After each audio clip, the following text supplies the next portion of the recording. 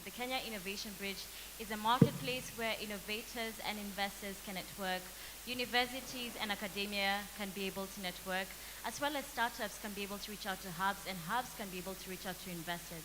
So think of it as if you are in Mombasa and you have an innovation and you're unable to reach an investor maybe in Switzerland or someone in Hungary who wants to fund your innovation, or maybe you have research and you want to reach out to someone from the government in Europe who wants to fund such a project, or who also wants to, an innovation hub who wants to capacity build your idea.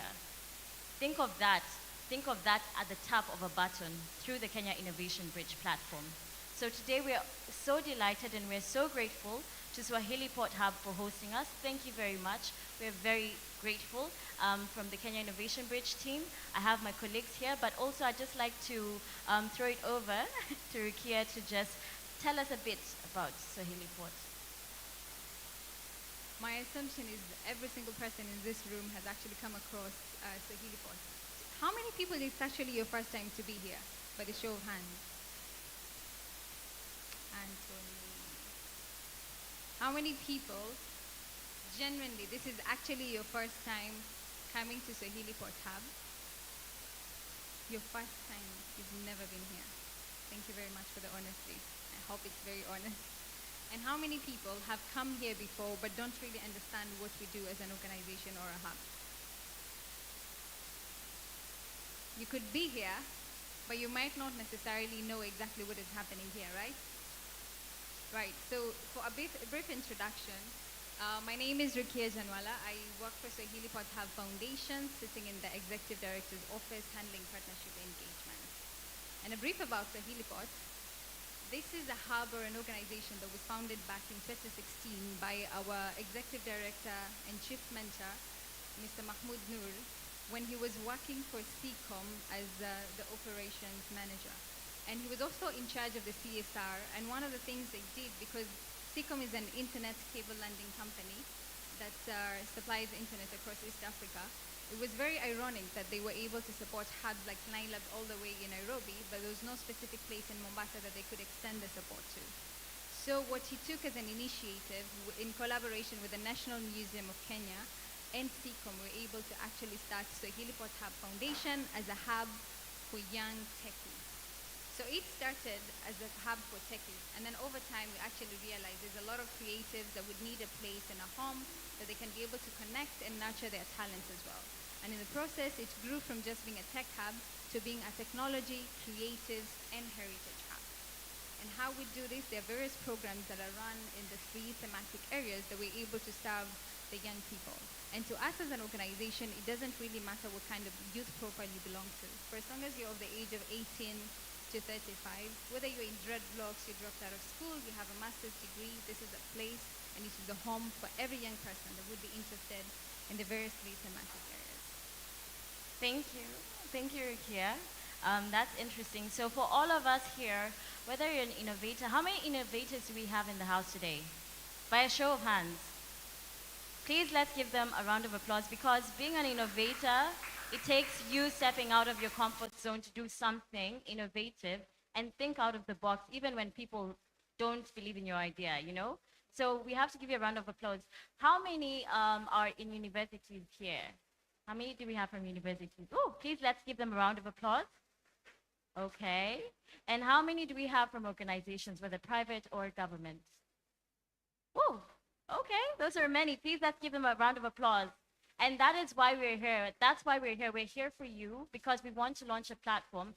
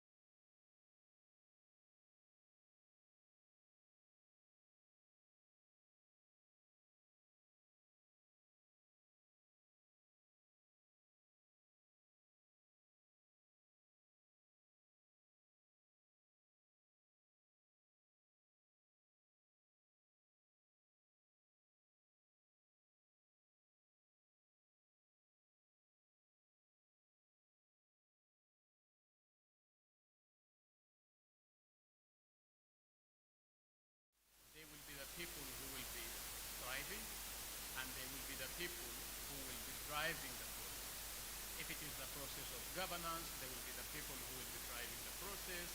If it is the process of food security, if in any kind of field of economy and social welfare, those are the people who will be driving the processes.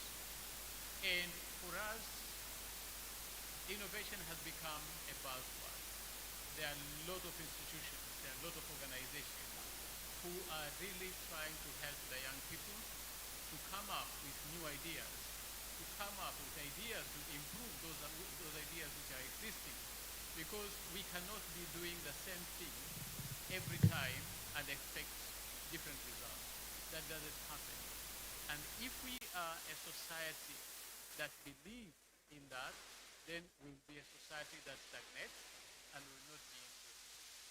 So as a space, we take a lot of cognizance of that, and you'll find that from the 5 programs that we are implementing, that Rukia has mentioned, we have been able to engage on an annual basis around 40,000 young people in Mombasa alone. And mind you, we are trying to expand out of Mombasa, getting into the greater Mombasa. That is part of Kilifi, the initial part of Kilifi, and also the initial part of Kwale. So the initial programs that we are implementing here in Mombasa, we have been intending to reach out over 373 young people, 373,000 young people. But then with this kind of expansion, we are looking into targeting more than 700,000 people within the greater Mombasa area. And out of this, we are very happy to see that young female, are actively coming into these programs to participate. So far, we have around 45% of these young people who are participating in these programs. And Rukia has mentioned these are programs which include technology, which includes innovation, which includes creative, which includes what else? Heritage. And these, from our own studies and surveys, these are the potential sectors that can create employment for youth. So we would like to see more girls participating. And out of the people who are participating in these programs, out of them, those who are between the age of 18 to 30 are around 65%, 75% are those. So they are young people who are in their prime time and they are participating. For us to partner with partners for this kind of initiative, we feel that it is valuable because we can't do it alone. And now that we have partners like Strathmore to engage with us, to support innovators, to support entrepreneurs, for them to sort of find a platform where they can showcase, they can pitch their businesses, is an opportunity for us, is an avenue where we want to capitalize and take advantage of that. So we promise this partnership is not just going to be now. We are hoping that we are going to make sure that we sustain this relationship for the benefit of the young people, not only in Mombasa alone, in the greater Mombasa and in the entire coast region. So thank you very much for being here, and I wish to open this meeting. Thank you very much. A round of applause once again to Mr. Atrash Ali, the Chief Operations Officer, Swahili Port Hub Foundation. Maybe, Michelle, before we call upon the next speaker, we've talked about innovation. Yeah. Do we actually understand what innovation is? Yes. Maybe if we could actually take it to the crowd. What is innovation, according to your own understanding? Innovators in the room. Innovators in the room. what is is innovation? We want to see, come on. Okay, let's say we give them a prize. That's the only way to entice people to speak today. Please introduce yourself. Sorry, we are trying to get another mic. You could please come. Good morning. Morning. My name is Chelsea Owino from the University of Nairobi, Mombasa campus. It's okay. And in my opinion, when someone is an innovator, I believe they are a creator. They are creating something, could be from scratch, could be, a partnership with someone else. So for me, the first thing that comes to mind when I hear of innovation is, creation, development, etc. Please let's give her a round of applause. Okay. Who wants to answer? Okay. Please come to the front, sir. Morning. My name is Julius Musyoki. I learned industrial design in the University of Nairobi many years ago. And beyond creativity, innovation is looking at something including the ordinary and try to do it in a very extraordinary way. For example, you might find whatever you do, you decide, let me do something which people have not seen before. It could be something like, for those who do cooking, something like chapati. You can include other ingredients in the flour. For those who do samosa, omena, all those kind of things. Thank you. Please let's give him a round of applause.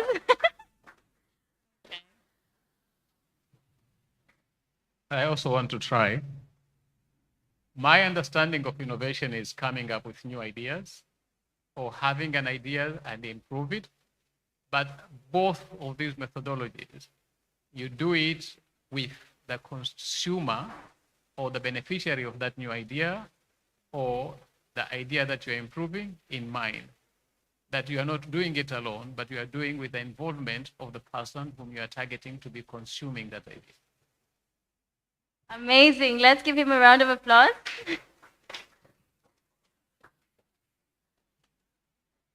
My name is Ale Webzen. My idea of innovation is that you're designing something that would add probably value, usage, beauty, and value. Thank you. Amazing. Let's give him another round of applause. So those answers are correct. I think also. Do we have enough gifts after promising people gifts? Hey, it's only. Let me tell you something about gifting. Yeah. So there's this famous scholar, his name is B.F. Skinner. He actually did a research on how human beings react to rewards and punishment. How many people know of that theory? Oh, okay. So just in a snapshot, what he talks about is that human beings, when they know they are supposed to get a reward end of day about something, you'll be committed to do that. And if you know you're going to get punished, then you're going to shun away from it. It's very simple, as if it is in your workplace and you know if you do A, B, C, D and perform your JD and outsmart people, you're going to get a promotion or a raise by end of day, right? Yeah. So you will be committed to do that because you know there's a prize end of day. And then you'd also ensure that you maintain discipline, the right code of ethics, dress code and all that end of day, because you know if you don't do that, the HR is actually going to reprimand you. And same thing when you look at back in primary school or high school, and you know your parent told you if you get a good grade, he'd actually get you a gift. Yeah. And that's the only time that you'd be able to do that. Or if you fail, then the teacher is going to punish you. And that's the same way we react. And I think it's been very evident today when we tell people to respond to questions. The moment we talk about prizes, that's when everyone raises is their when hand. people actually are enticed to do that. But in the same essence, even as we were talking about innovation, I think one of the answers I was looking for, but it was answered indirectly, is that when you are doing an innovation, there's a problem that you're solving. We should never run out of problems as innovators. There's so many problems. So as much, you see all these problems we have. Say for instance, there's no map or app that can give you the matatu, the matatu routes. That's a problem there. So you create a solution around it, but you don't fall in love with the solution. Fall in love with the problem. That's something that's often repeated all the time. So if you're an innovator and you're a startup or you're looking to address a solution, never fall in love with the solution. You know why? Because that question was answered. If your customer does not think your solution is good enough, you will have to go back to the drawing board. But if you go back to the drawing board thinking you have found the solution as an innovator, and they don't like it, then you're not solving. That's not a problem. Maybe it's a problem to you, but maybe it's not a problem to them. So that's just a bit about design thinking, but I won't get into that. So I would like us to introduce our next speaker of the day. And yes, he is from the Kenya National Innovation Agency. They are behind the KIB platform that you are seeing today. This platform, as you have been told, it's a digital marketplace that will be able to connect innovators to investors, universities, to researchers, academia, to startups. It's a whole 360 network where if you need something, you can get it. Think of it as a place where you can buy goods and you can get goods and you can exchange your services and also get scaling like capacity building workshops. Yeah.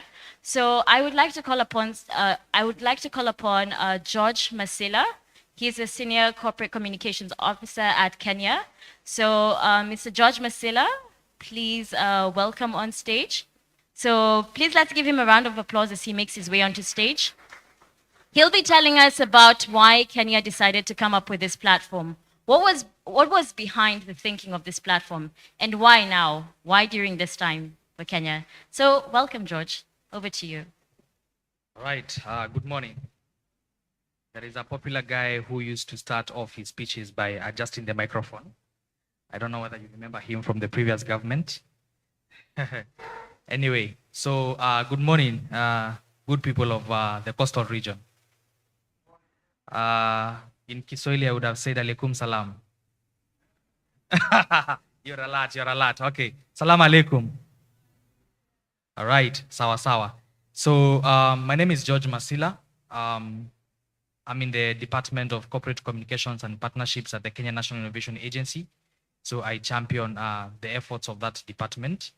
So I had a deck of slides that I wanted to maybe just use as I talk about Kenya.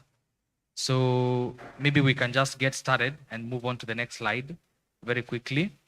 So I'm going to give you a brief information and a background because maybe some of you might not have heard of the Kenya National Innovation Agency. So the Kenya National Innovation Agency is a state corporation that basically means it's like a parastatal or a semi-autonomous state agency that was formed in 2013 through an act of parliament. And we were formed together with our sister agencies, NACOSTI. NACOSTI means National Commission for Science, Technology and Innovation, and National Research Fund, NRF, which means the National Research Fund.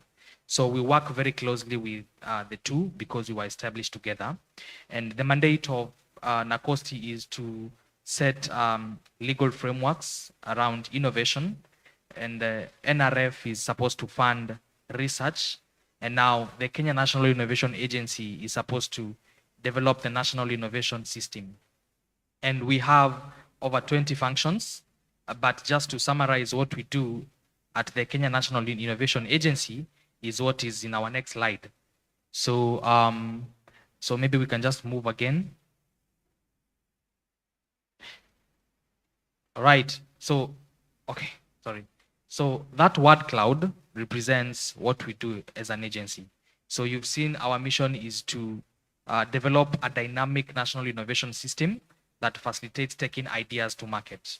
And then because of our areas of operation, we also added taking research outputs to market, because innovation is just not about new ideas. It could be research outputs. It could even be adding value to something that is already existing. So what we do as a national agency is summarized in this. So our mandate is revolving around commercialization of innovation. And in simple language, commercialization of innovation is taking innovation to market. So the whole process of taking an innovation, which could be as an idea or a research output, to the market, that is what we call commercialization of innovation. And in there, we do a couple of other things, including capacity building at different levels, at the national level, at the institutional level, and also at the individual level. And what we do here is we train at all those three levels on basics of commercialization of innovation, issues to do with development of IP policies, for institutions, for example, universities. I've seen we have JKUAT here, we have University of Nairobi. So we train such kind of institutions on how to come up with institutional IP policies that they can use to actually commercialize the innovation. So that's number one. Then we also train on establishment of technology transfer offices. So for such institutions, that is what we do.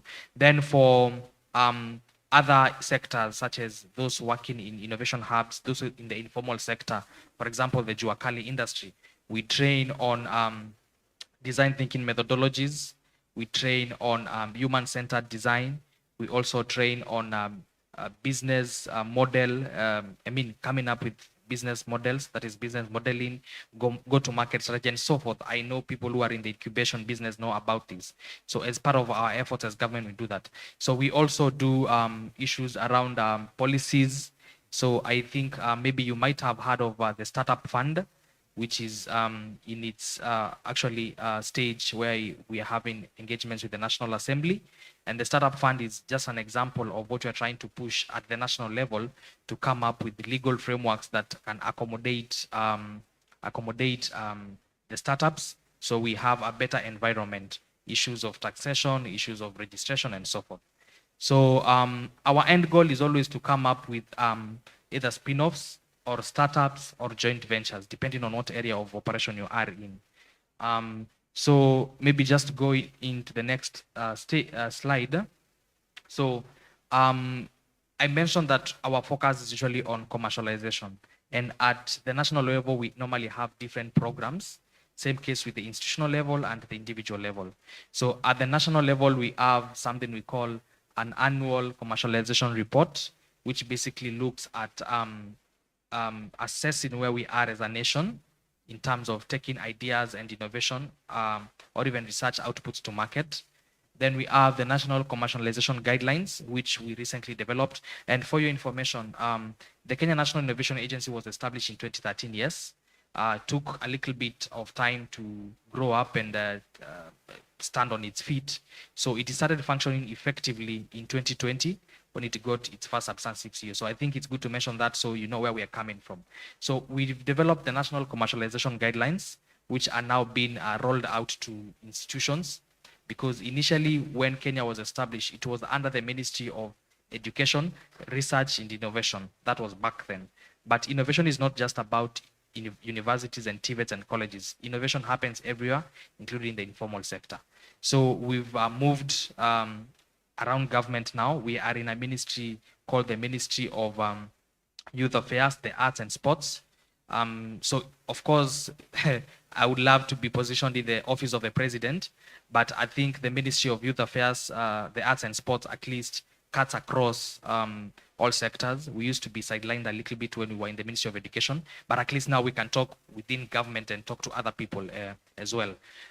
So we also have an annual commercialization entrepreneur institution leaders summit, which happens again every year.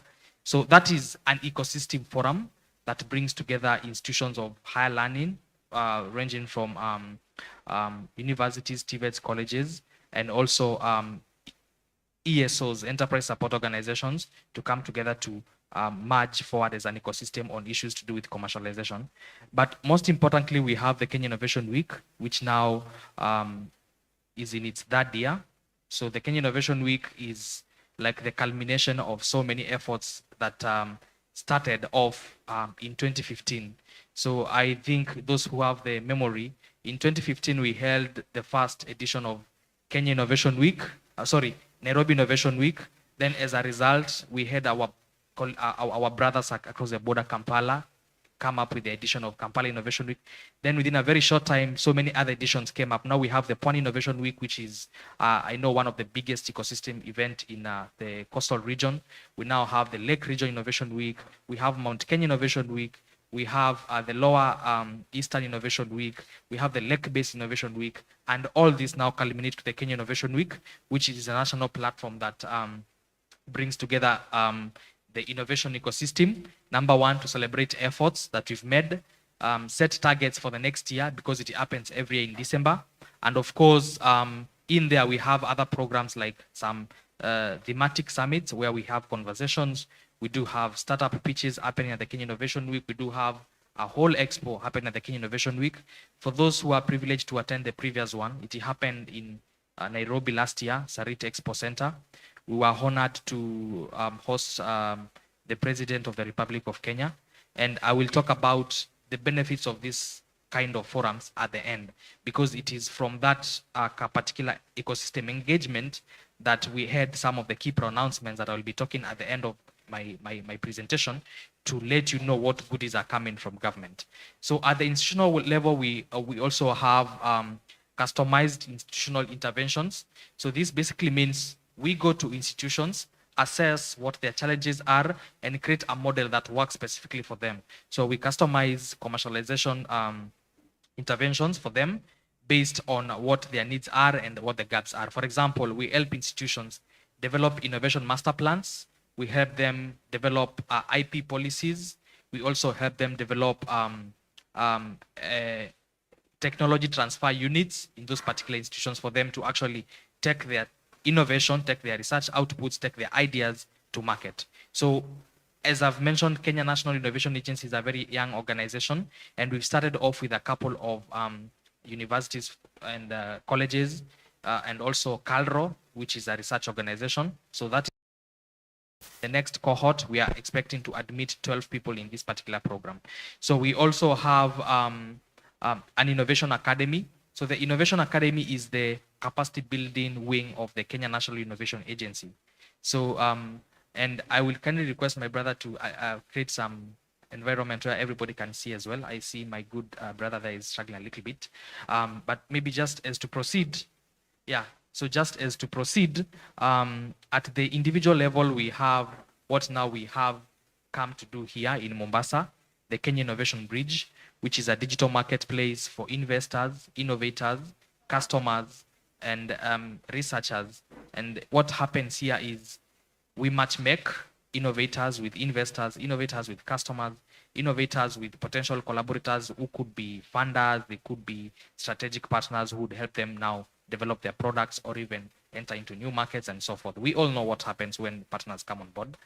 And we also have the Innovation Academy, again, also at an individual level, meaning we train both institutions and also individuals in our different courses. So of course, we have our website, which is innovationagency.go.ke. It should be in one of the flyers or the documents you've received. And we're inviting you to check more, check the platform to see more of what we do. So we also have a research to commercialization program. So the reason why you will realize most of the founding programs at the Kenya National Innovation Agency was centered around a process whereby you have maybe to support a researcher to go to market is because we did a survey and we realized that most institutions like universities and colleges and TVETs actually have so much research output that has not been taken to market. They have IPs that have not been exploited. So you end up becoming a poor researcher or even retire as a poor professor because you want to hold on to your research output, which could actually be commercialized. And I'm very happy that the dynamic nature of innovation is interesting. The youth are actually more willing to go out and commercialize their ideas. We complain a lot that our ideas are being stolen, but I believe an idea is an idea. No one has an anatomy of ideas. And the moment you take it to market, that's when you grow. So moving on quickly, maybe to the next slide, is what we have now here, the Kenya Innovation Bridge. So I will invite my the person assisting with the slides to just go quickly to something maybe I want to talk about. Just go again, because we've already introduced the Kenya Innovation. Okay, so up to there. So the journey of Kenya Innovation Bridge started back in 2020. So we did co-create and design a platform based on feedback from the ecosystem. That's number one. Not everybody is able to access an innovation event or an ecosystem event.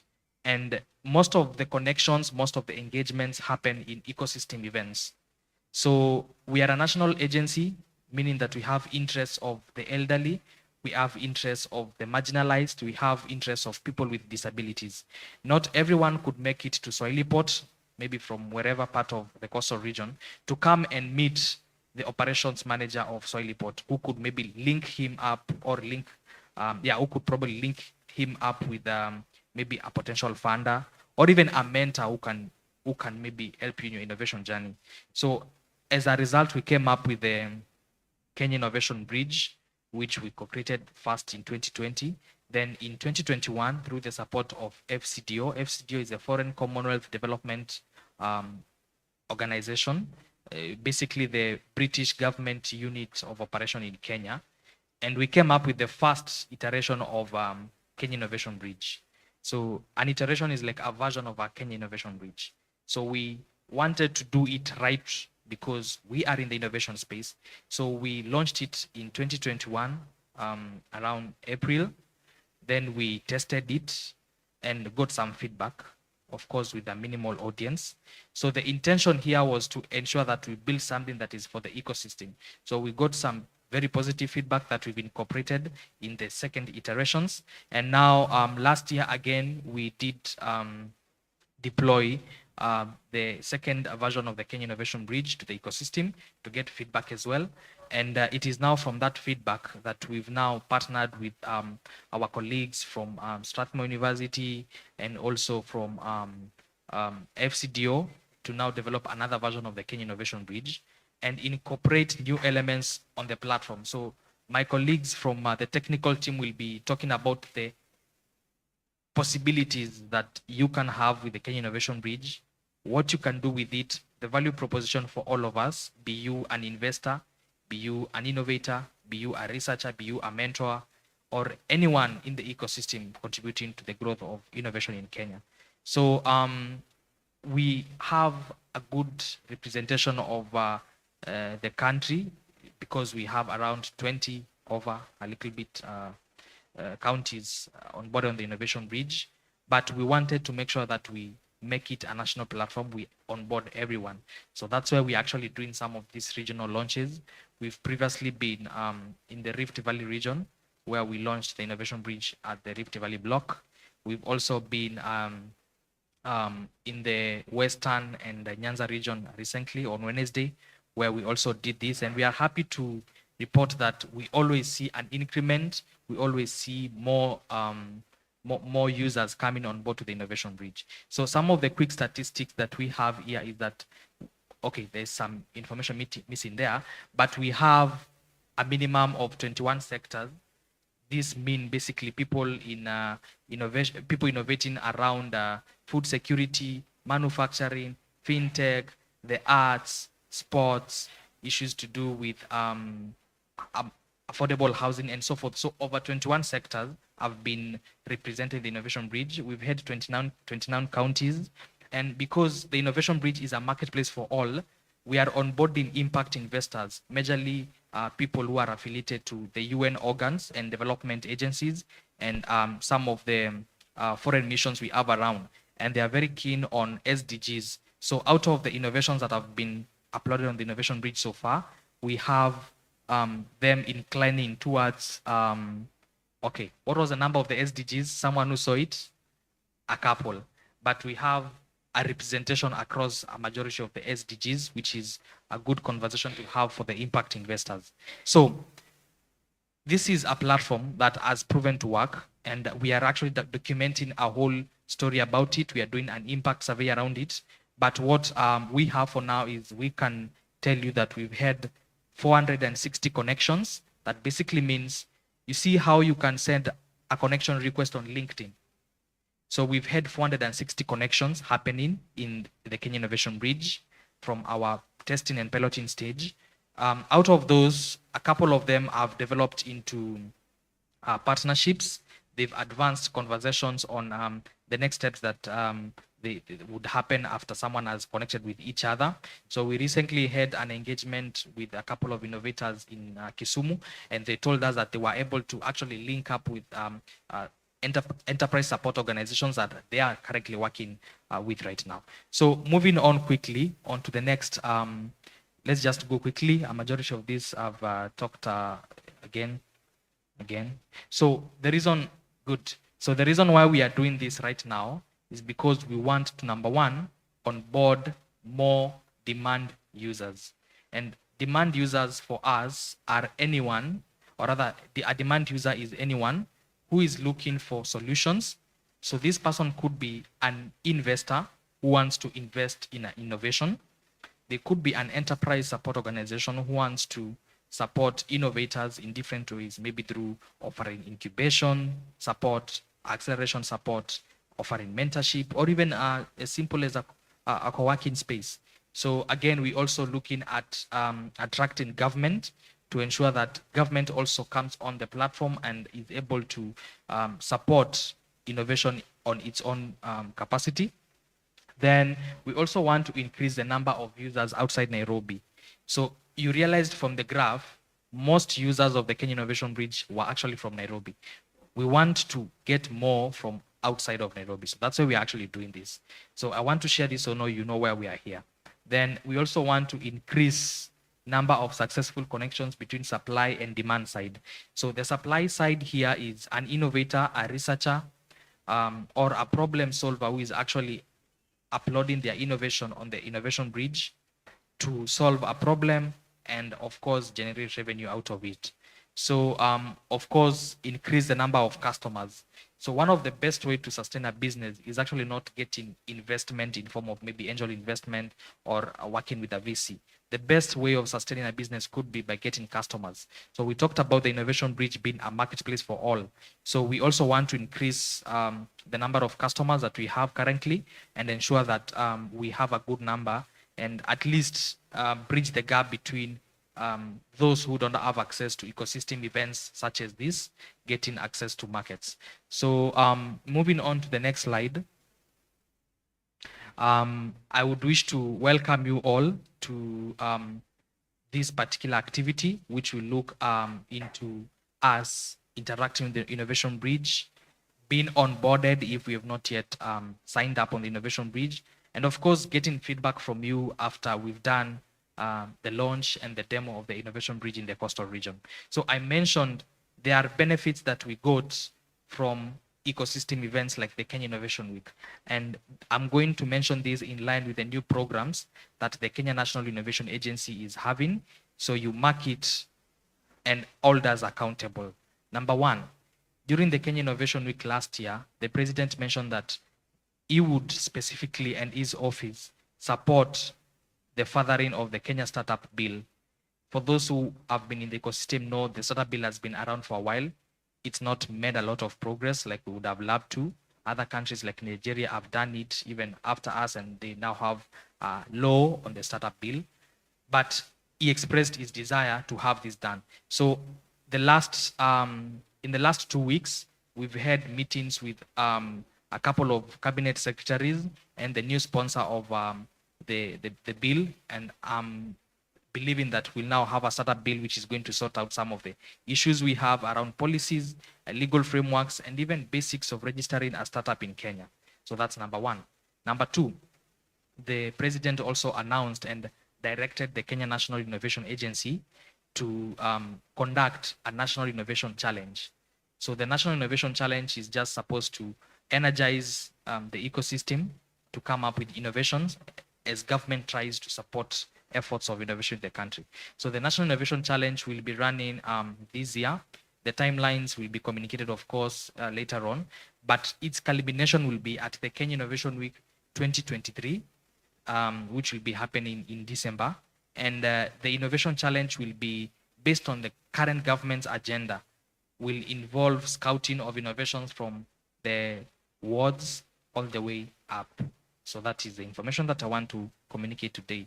Then number three, we also received a directive, and we've been working on a framework to upgrade all the youth empowerment centers across the country to regional innovation hubs. So we have around over 260 youth empowerment centers, and some of them are just houses, wengine kuku wanalala huko ndani because they've been neglected.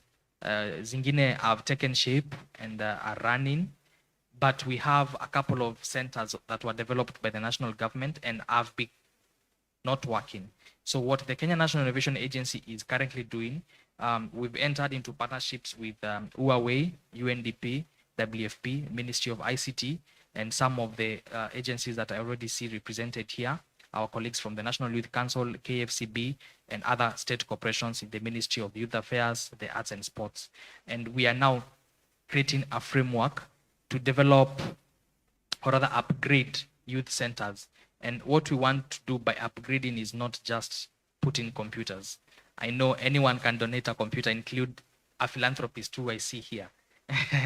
But we want to mount programs that are actually going to run in those centers and ensure there is continuity of life. We want to train trainers of trainers so that at least they are able to make sure the program is sustainable. We want to set up systems in those particular programs, have incubation managers, build capacity, and ensure that they can actually operate those centers effectively. So in our first bid to create the framework, we visited a model youth innovation center. It's based in Isiolo. It's called the Isiolo Youth Empowerment, the Isiolo Innovation Center. It's one of the models that could be replicated to ensure that we engage even people in the ASALs, the arid and semi-arid areas, and the marginalized areas. So be it wherever part of the country, that would serve as a good model. And what we are doing now is engaging the ecosystem and also the partners that I've talked about. And we are going to come up with a good framework that we are going to be launching within the course of the year, and also try to mobilize for resources as government, and also working with our partners to ensure that we do this particular task. So the other thing that I would also want to mention about is the Kenya Innovation Week 2023. So last year we were able to hold a delegation from the Commonwealth. So, and in that note, we bid to hold the Commonwealth edition of the Kenya Innovation Week. We successfully got an endorsement for that. And in 2023, we will be hosting the Commonwealth edition of the Kenya Innovation Week. So basically, this means we are opening up Kenya, and we are asking other Commonwealth countries, the 50 of them plus other non-Commonwealth countries, to come into Kenya. We expose our innovations to the world and hope that we are going to create a bigger market for ourselves by maybe exchanging our products and selling our services into the new markets that we are trying to open up, and also maybe learning a couple of lessons from the other part of the world. So those are some of the key major projects that are coming up from the Kenya National Innovation Agency, but that does not mean whatever we've been doing in the past is not going to continue running. So we've been running a National Innovation Award program, which basically looks into offering grants to innovators, either for development of products or to commercialize their products further. So that still exists. So I'm inviting you to check the Kenya Innovation Agency website, which is innovationagency.go.ke, and you'll be able to get more details into it. So as part of other interventions we are making out of the result of being moved from the Ministry of Education to the Ministry of Youth Affairs, the Arts and Sports, is we will be running a Sports and Arts Accelerator program, and we are asking you to stay tuned. We are very social on social media, and we are asking you to follow our Kenya National Innovation Agency on Twitter. Should it be Twitter? And our handle is @KenyaUpdates. We are also on Facebook, LinkedIn, and I ask you to follow us so you get any news that comes from Kenya. Immediately it's released. So at that point, I'm going to welcome you all, and hope that we are going to have a successful engagement. And the most important thing for us is to show you the value of Kenya Innovation Bridge, of course, onboard you, and get feedback from you. Asante sana.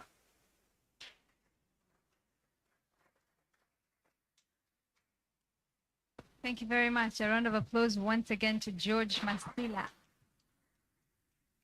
Michelle. Yes. 2 keywords from the very long, lengthy, and very engaging Very presentation engaging. Yes. from him. Commercialization and matchmaking. Commercialization and Matchmaking. Aha, okay. I think one of the biggest challenges that innovators in the country are facing is commercialization of their ideas. Yes. And here we have the Kenya Innovation Bridge coming on board to tell us that that is one of the issues that they'll actually be tackling to ensure that our innovations as young people or as citizens of the country are actually commercialized and actualized. And another thing is the aspect of matchmaking. Yes. I don't mean the matchmaking Not- sites that we're used to. Yeah, not those ones. This is matchmaking for innovators, matchmaking to fellow innovators, investors, partners that would be able to support and actualize the innovation and ideas that people would come up with. Oh, nice. Okay. So my key takeaways from that is also capacity building.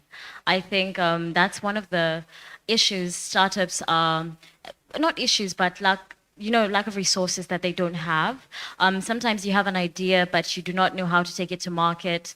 You don't know what processes you must undergo for it to actually be not just an idea, but a product solution that can actually solve a problem. So I think that was one of my key takeaways. But Rikia, I'd like to throw it to the audience and ask just who remembers how many matches have been connections have been made on the platform. I hope that slide is not up. So, by a show of hands, and who wants to answer the question? Okay, Rikia, we give them money. Again, another prize. We have to use prizes to entice people. Well, I honestly do hope we have enough prizes because we're making too many promises of prizes right now. Yeah. So if you get this one right, at least we can talk on the side. But how many matches are there on the Kenya Innovation Bridge platform? Sorry. Who? Sorry? Correct. Okay. So please let's give him a round of applause. Yes. No? Okay. 420. Okay. Tim at the back, I'd like to request if we could please have a look at the slide, just so that we can verify. We might be giving a wrong prize away. Do we have George in the room that can George, actually verify? where are you to verify this? How many connections were there? Was it 460 20 or or 420? 460?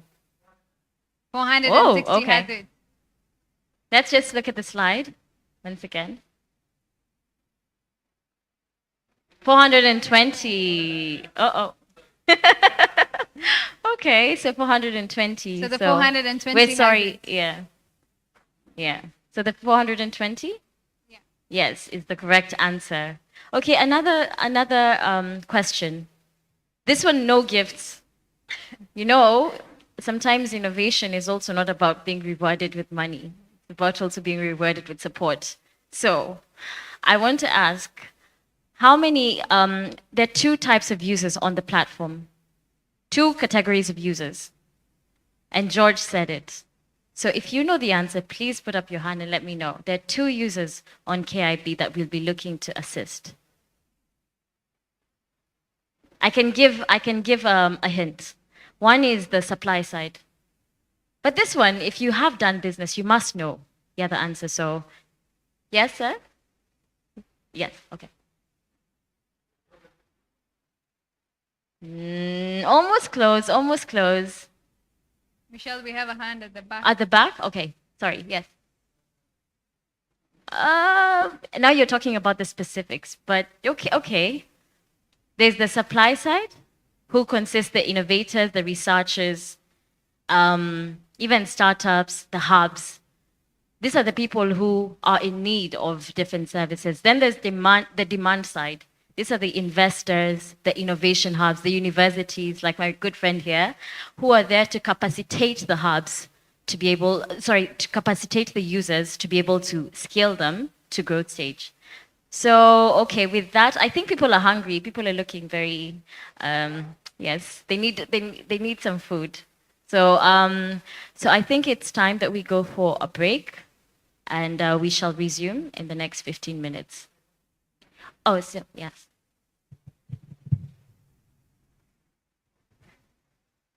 From the presentation, where is George? Okay. From the presentation, you spoke about iteration of this platform. And the partners who participated in the iteration, maybe I didn't get it right, were around the 21 sectors who participated. And as Swahili Port Hub, we are working with all the youth, as Rukia has mentioned, but we have a kind of an intended focus on the young people who have not had opportunity to go to get education, or they've not had opportunity to do training, and they're not employed. Yeah, we coin the word opportunity youth, but I usually also don't like to use that one. So these are the ones whom we take through training on or technology, which we take them through training on innovations. And what is the kind of a special, how should I put it, a kind of a special opportunity or a kind of an affirmative action where we can put to support them with any kind of business entity that they have come up, and purposely try to identify those who are prospective funders, or how do you call them, to sort of support this cohort of young people. Do you have those kind of plans? And I believe this platform is a live platform. It still has room for improvement. And what are your plans to involve such kind of young people in ensuring that their participation in the whole setup and utility of this platform, they're equally engaged? Yeah. So thank you so much for that brilliant question. So I'm going to respond it in two ways. The first one is off the Kenya Innovation Bridge, but under the Kenya National Innovation Agency. So I talked about us having been moved to the Ministry of Youth Affairs. The Arts and Sports was somehow an advantage because we now have interests of the 75% representation of youth in this country at our heart. So we've quickly moved on to try and make our headway to the ministry since the executive order came placing us in that particular ministry. And one of the achievements, or not necessarily an achievement, but one of the things that we've agreed on, at least for now, is to model and create an acceleration program. So the acceleration program is not an award. It's not something that happens once and it's done. It's something that basically looks at capacity building. It looks at exposing these people to partnerships that would be helpful. It also looks into the issues of developing business models that can actually be relied on to bring on board some maybe profits or such. So the acceleration program is one of the programs that we currently have and we are developing. It's not yet launched. We just are in designing it. And once we have this acceleration program, we are very hopeful that this is the one way that we are going to help some of these people, the innovators, even those in the informal sector. Because I think by now we've all understood that innovation is just not about high tech. Innovation is just as simple as change that adds value. There could be process innovation, there could be product innovation, whatever you call it, but it's just change that adds value. Doing things differently is innovation, all right? So there is that element.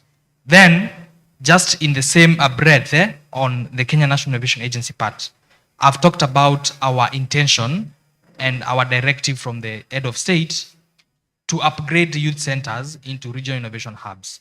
You see, which is the remotest part of the coastal region? Okay, which are the remotest parts of the coastal region? Anyone? Tana River. Any other? Lamu Islands. Does anyone of you know that there is an innovation hub in Tana River? Do you know that? She does. Sorry? I'm not sure where exactly it is. Yeah, but there is an innovation hub at Tana River. Whether we have programs there and whether we have opportunities like we have in Isiolo, because Isiolo is super vibrant, trust me. I was there, I saw it for myself, and youths in Isiolo are reaping big out of it. So that is just an example of an innovation center that we have. before we thought, or before anyone thought of upgrading these centers into an innovation hub, it would just have been someone's maybe even house to stay.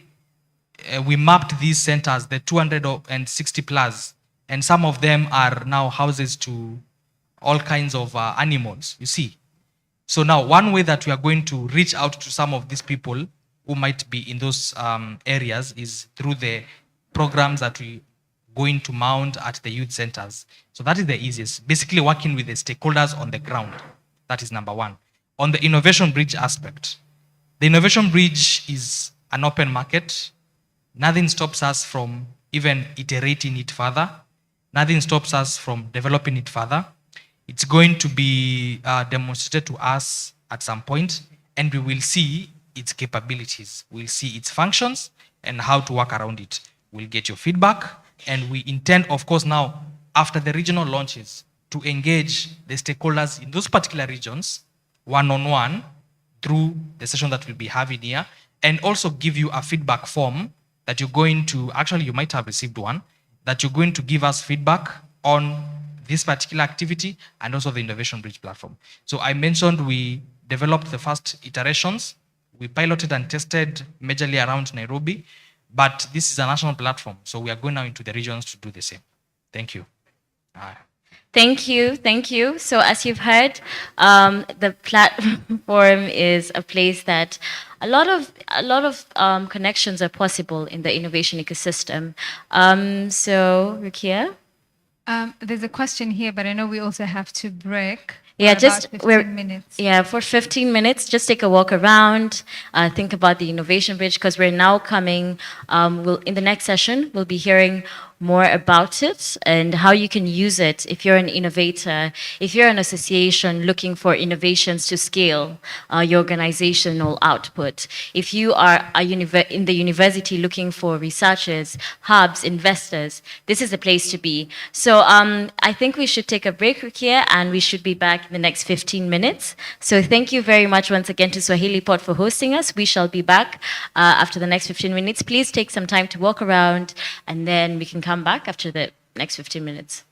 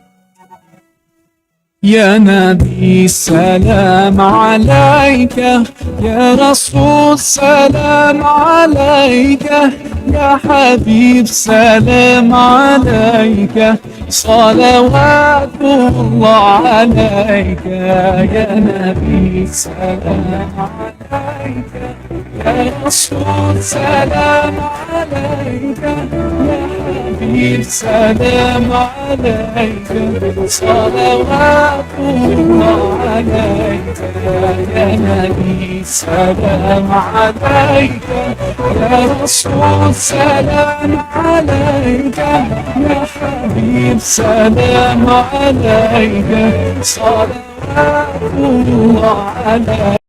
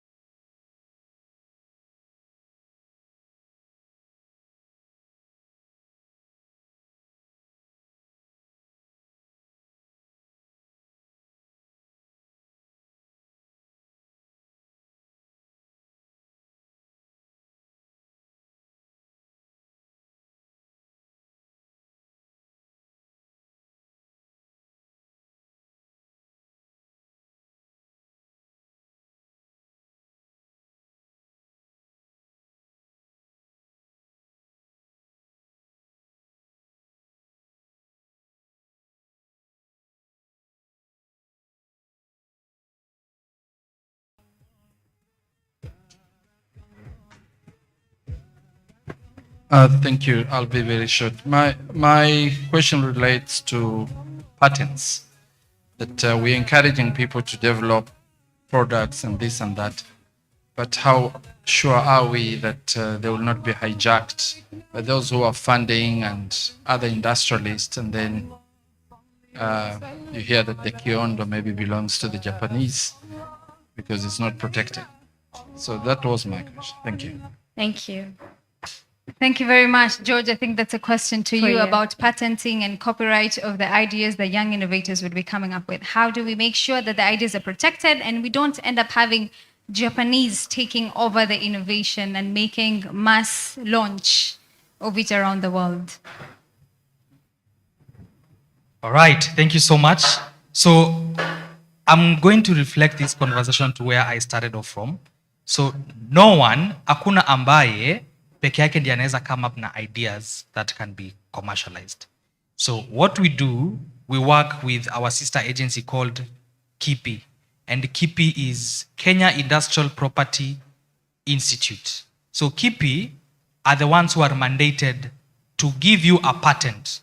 Patent ni ule uwezo ambao inafanya innovation yako haiwezi tumika na mtu mwingine for commercial purposes elsewhere within the country. All right? So KIPI, by working with KIPI, we sensitize innovators to, number one, protect their innovations by patenting. If you're an innovator and your space is the creative economy, we also work closely with Kekobo, and Kekobo is the Kenya Copyrights Board, all right? So Kekobo are the ones who give you a copyright to your innovation. For example, if you're an artist, you can copyright your music and no one can use it. And I think we've seen how this works. So number two, on the Kenya Innovation Bridge, we will demonstrate to you how we are ensuring people's ideas and innovations are protected and are safe. Just to give you some maybe insight into it, during the uploading process of innovation on the Kenya Innovation Bridge, you are required to select what kind of patent your innovation has, be it a trademark, be it a copyright, and so many other forms of patenting that are there. So that is what we are doing. But the buck stops at sensitizing people, sensitizing innovators to know that they should and they are supposed to patent their innovations. Yeah, asante. Thank you, George. So I think we can proceed to the next session. Yes. Thank you very much. Thank you, George, for the response, and thank you for the question as well. Now, considering the fact that today is Friday and we normally have prayers that starts from around 12:30, it will be good for us to actually keep time to accommodate that as well. Thank you very much once again to the audience for being here to actually actualize the launch of Kenya Innovation Bridge. And for that, I would like to call upon the next speaker. You know, most of the times we talk about involving the government. What we actually need to realize that the government might not be an employer, but the government is an enabler to ensure that all of these innovations and beautiful ideas that we come up with are actually actualized, because it is their mandate to support us as the citizens of the country. And to have that, so we have one of the government officials in the room that will be spearheading and at the forefront in ensuring that innovation is stabled and actualized in our country to transform this place as an innovation center. And I'd like to call upon Chief Officer, Department of ICT, Mr. Anwar, if you could please take the stage. And he's also representing the CEC of Digital Transformation in the same. A round of applause once again to Chief Anwar. Please let's give him a round of applause as he comes on stage.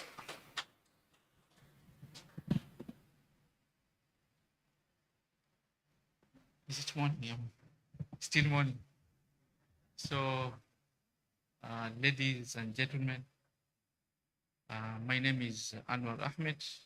I'm the outgoing County Chief Officer for ICT and the incoming County Chief Officer for Digital Transformation. So I really need to appreciate everyone for having time to come and listen to this new innovative initiative. So most important thing, I'm here to represent my CEC, who is currently away for vetting at Pride Inn. So I think by next week they should be done with the vetting. I've also, no, sorry, it's induction. I've just finished my vetting. And I said this would be a blessing during the month of Ramadan, that I've just finished a vetting and then my first event happens at Swahili Port. Yeah. So this is a big blessing. Now, I've not had a lot of conversation on what message to relay to you guys, but I'm glad to see different stakeholders in this meeting or workshop. I can see Aga Khan Foundation there. I can also see, I've seen Jackie Yuat. I've also seen Kenya Red Cross. Congratulations for what is happening in Mombasa. So mine will be brief. Because yesterday when he got the invitation, he asked me, what is it about this event? I told him, because you are still doing induction, let me go and represent you. Yeah. I don't want you, it will be the first day to talk to innovators and then these guys don't understand the language you're using. Anyway, we are really appreciating His Excellency the Governor of the Swamat for having a lot of confidence in me. It has not been an easy one, considering that we served the previous regime, but we thank God that he has been able to give us another opportunity to be able to serve the great people of Mombasa. Mine is just to recognize and appreciate Kenya Innovation Bridge. I met the CEO last year, and I told him one thing. Since 2019, when I joined county government of Mombasa, I was pushing to come up and improve and enhance our innovation ecosystem, because that is what is lacking. There are some components missing. There are some components which are not aligned. You'll find ICT Hub A working against ICT Hub B. And I really had a rough time calling them.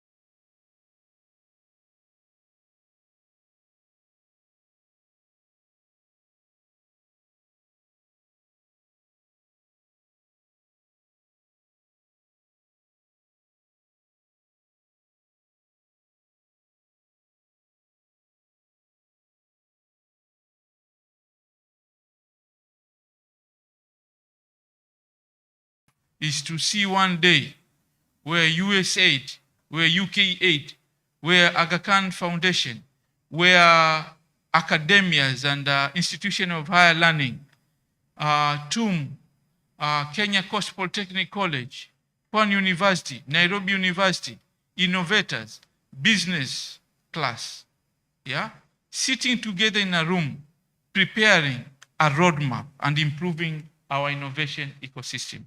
I think I remember one of the staff here is Arafat.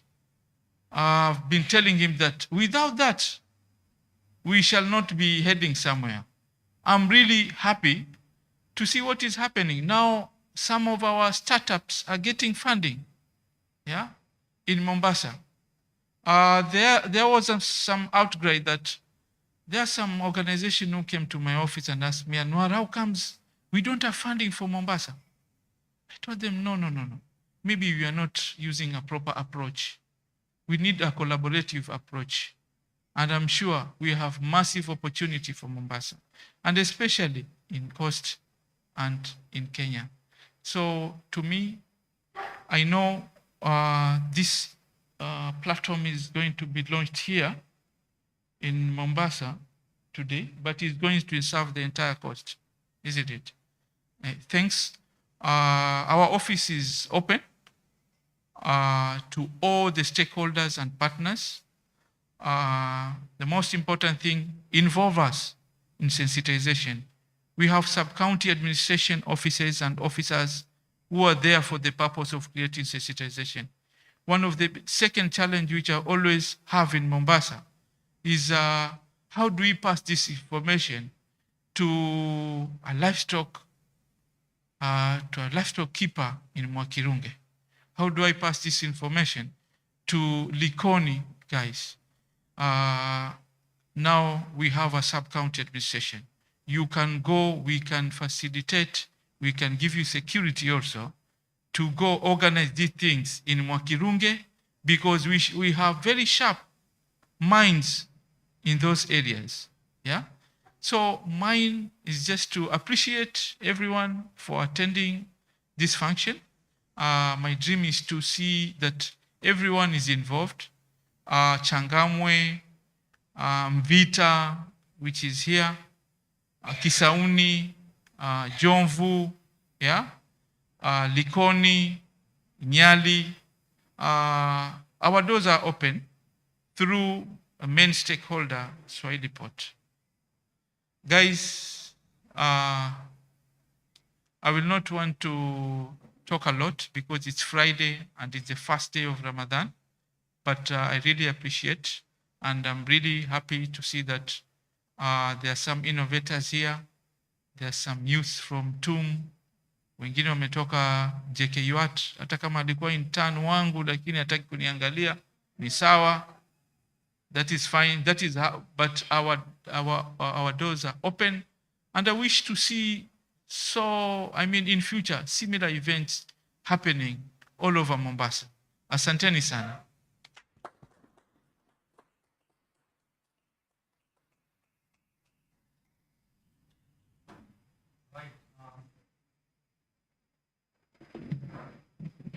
All right.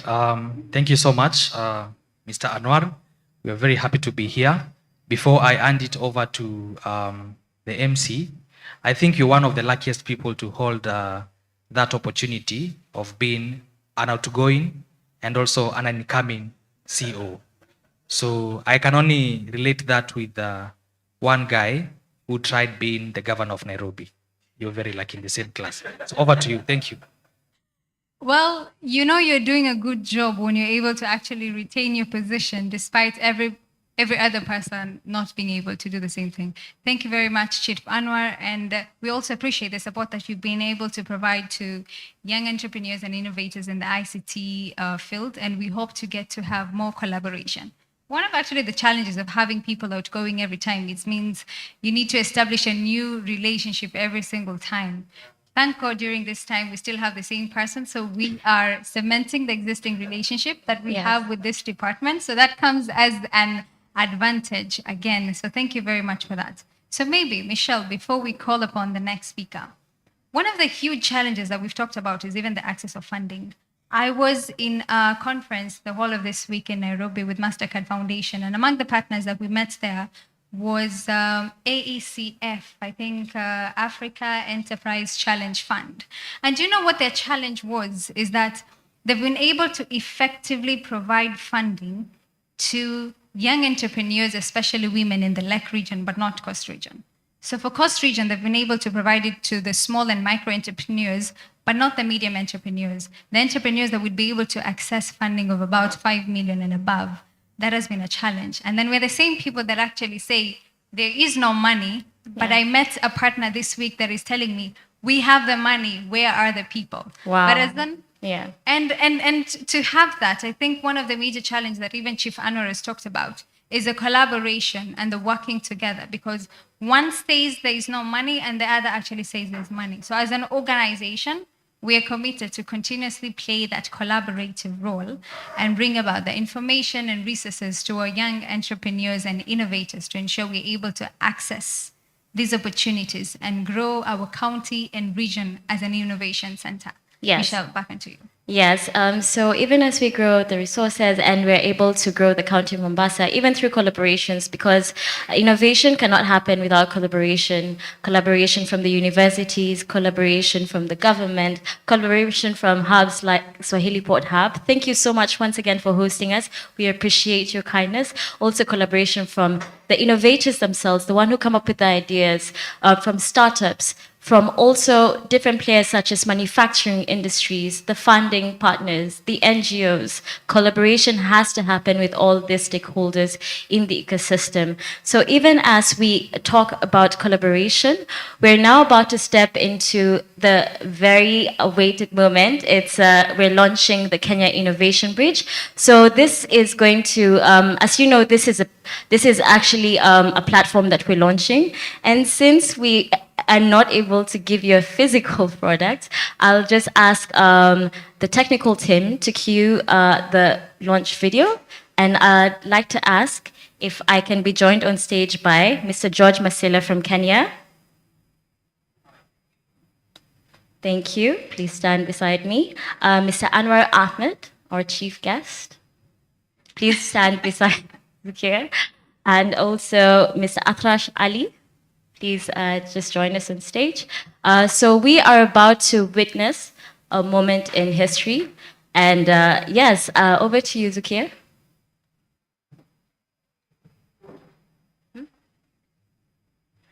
Yes, so... No. So we are about to witness a moment in history. So technical team, are we ready?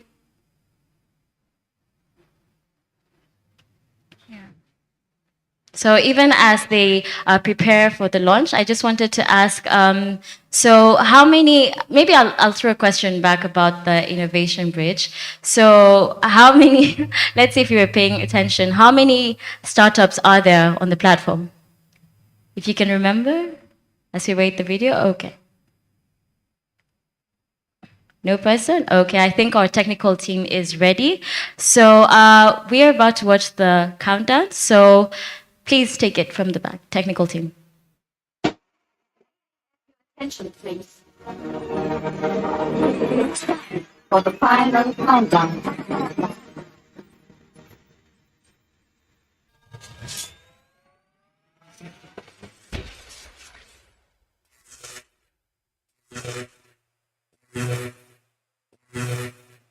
We can count to them.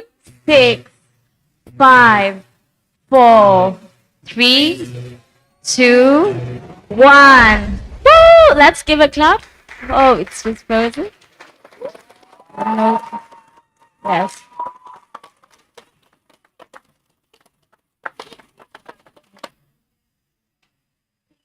Sorry, it seems technical team.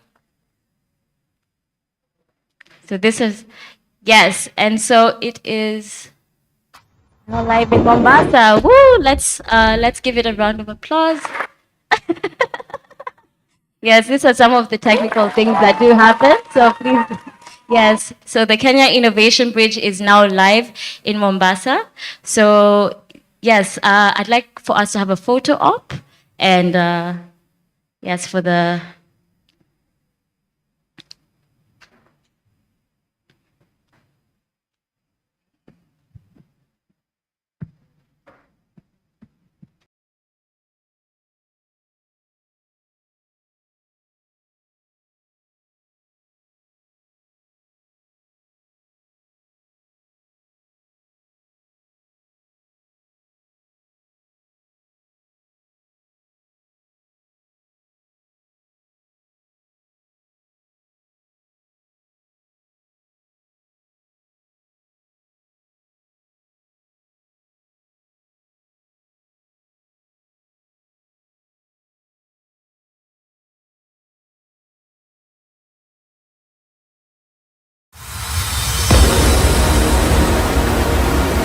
Ladies and gentlemen.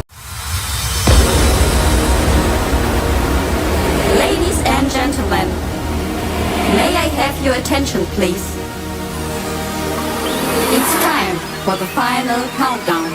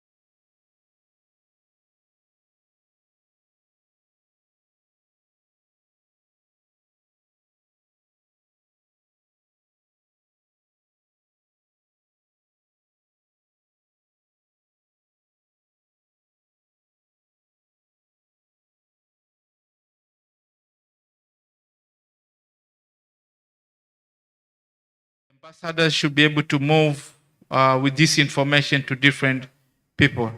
Asanteni sana. Thank you. Thank you so much. Thank you so much. So I'd like to request if you could take a seat. Please let's give them a round of applause once more. Yeah, so the Kenya Innovation Bridge platform is now live in Mombasa, so you can log on. We do have some QR codes that we'll be passing around that you can scan, and you will be able to access the Innovation Bridge. So next up, we have our speaker from Strathmore University. He will be telling us more about the Kenya Innovation Bridge platform that has been launched. So if you have some questions about the platform, this is an opportunity where you'll be able to learn about them and also be able to understand how you can network with different players in the ecosystem. So yes, we do look forward to this. So please stay tuned and make sure that you are able to scan the QR code. I don't know if you've been able to get it. How many people have been able to access the QR code? Okay. How many people have been, by a show of hands, have you been able to access the QR code? Yes, they are being passed around.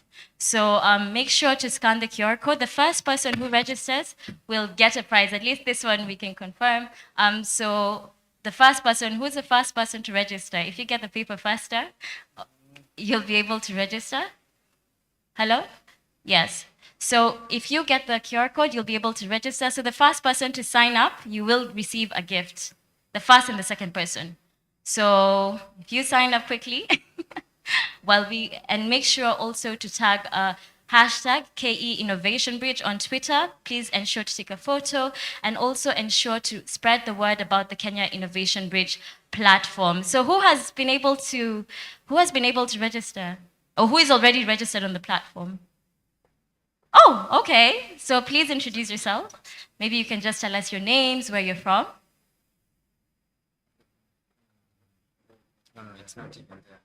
Hi.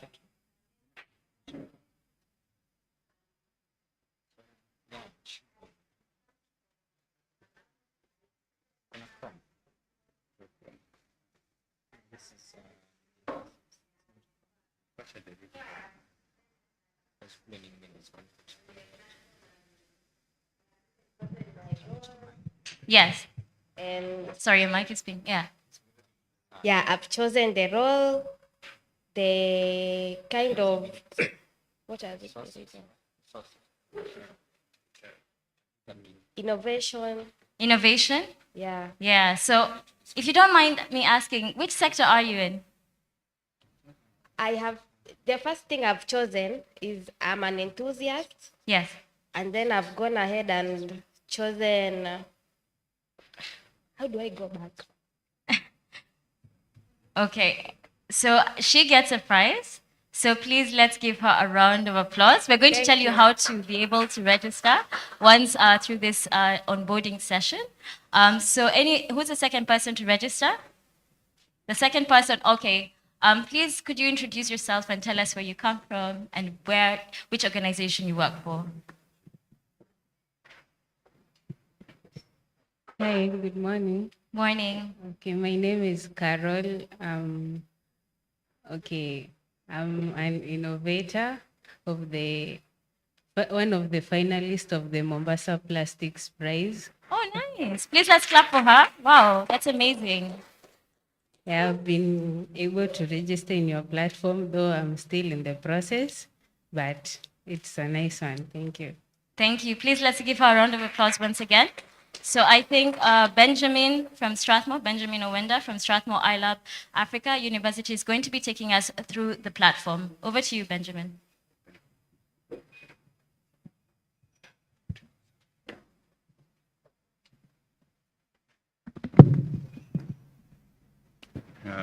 Morning. Yeah. Okay.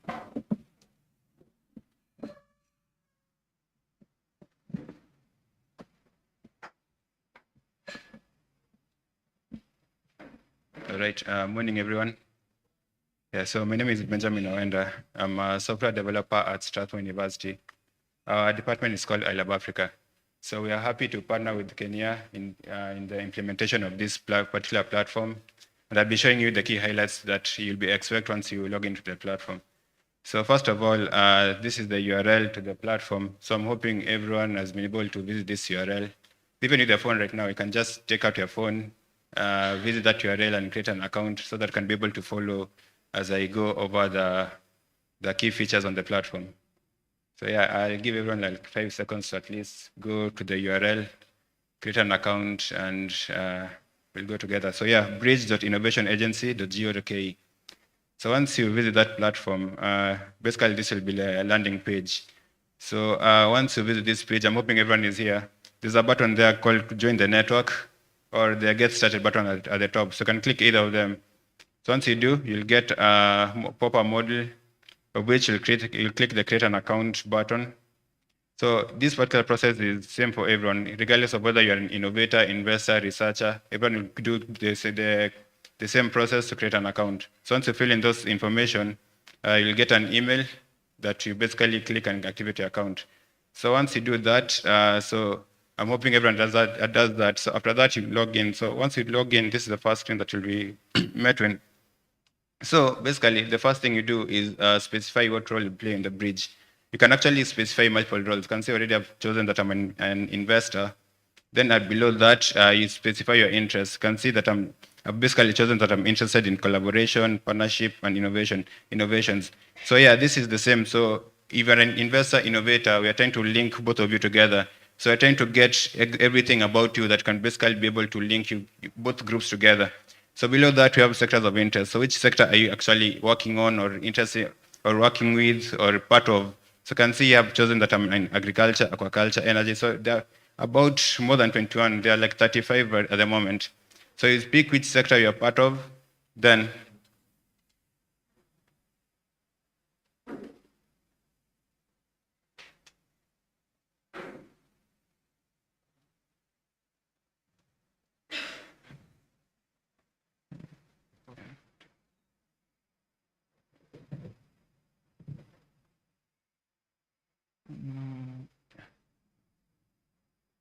stop.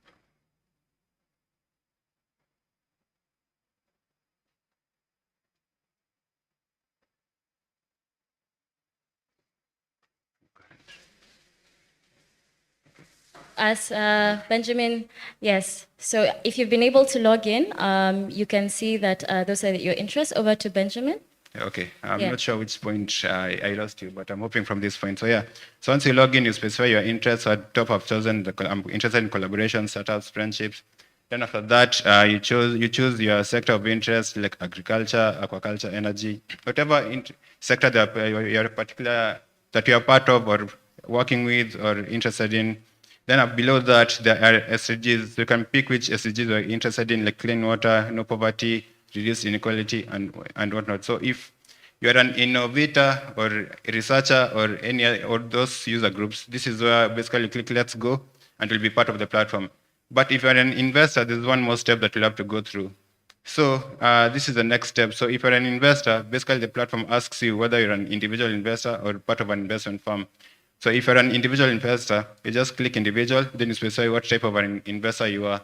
So once you do that, you'll be part of the platform, then the platform will allow you to actually start making investments. But if you're just jumped.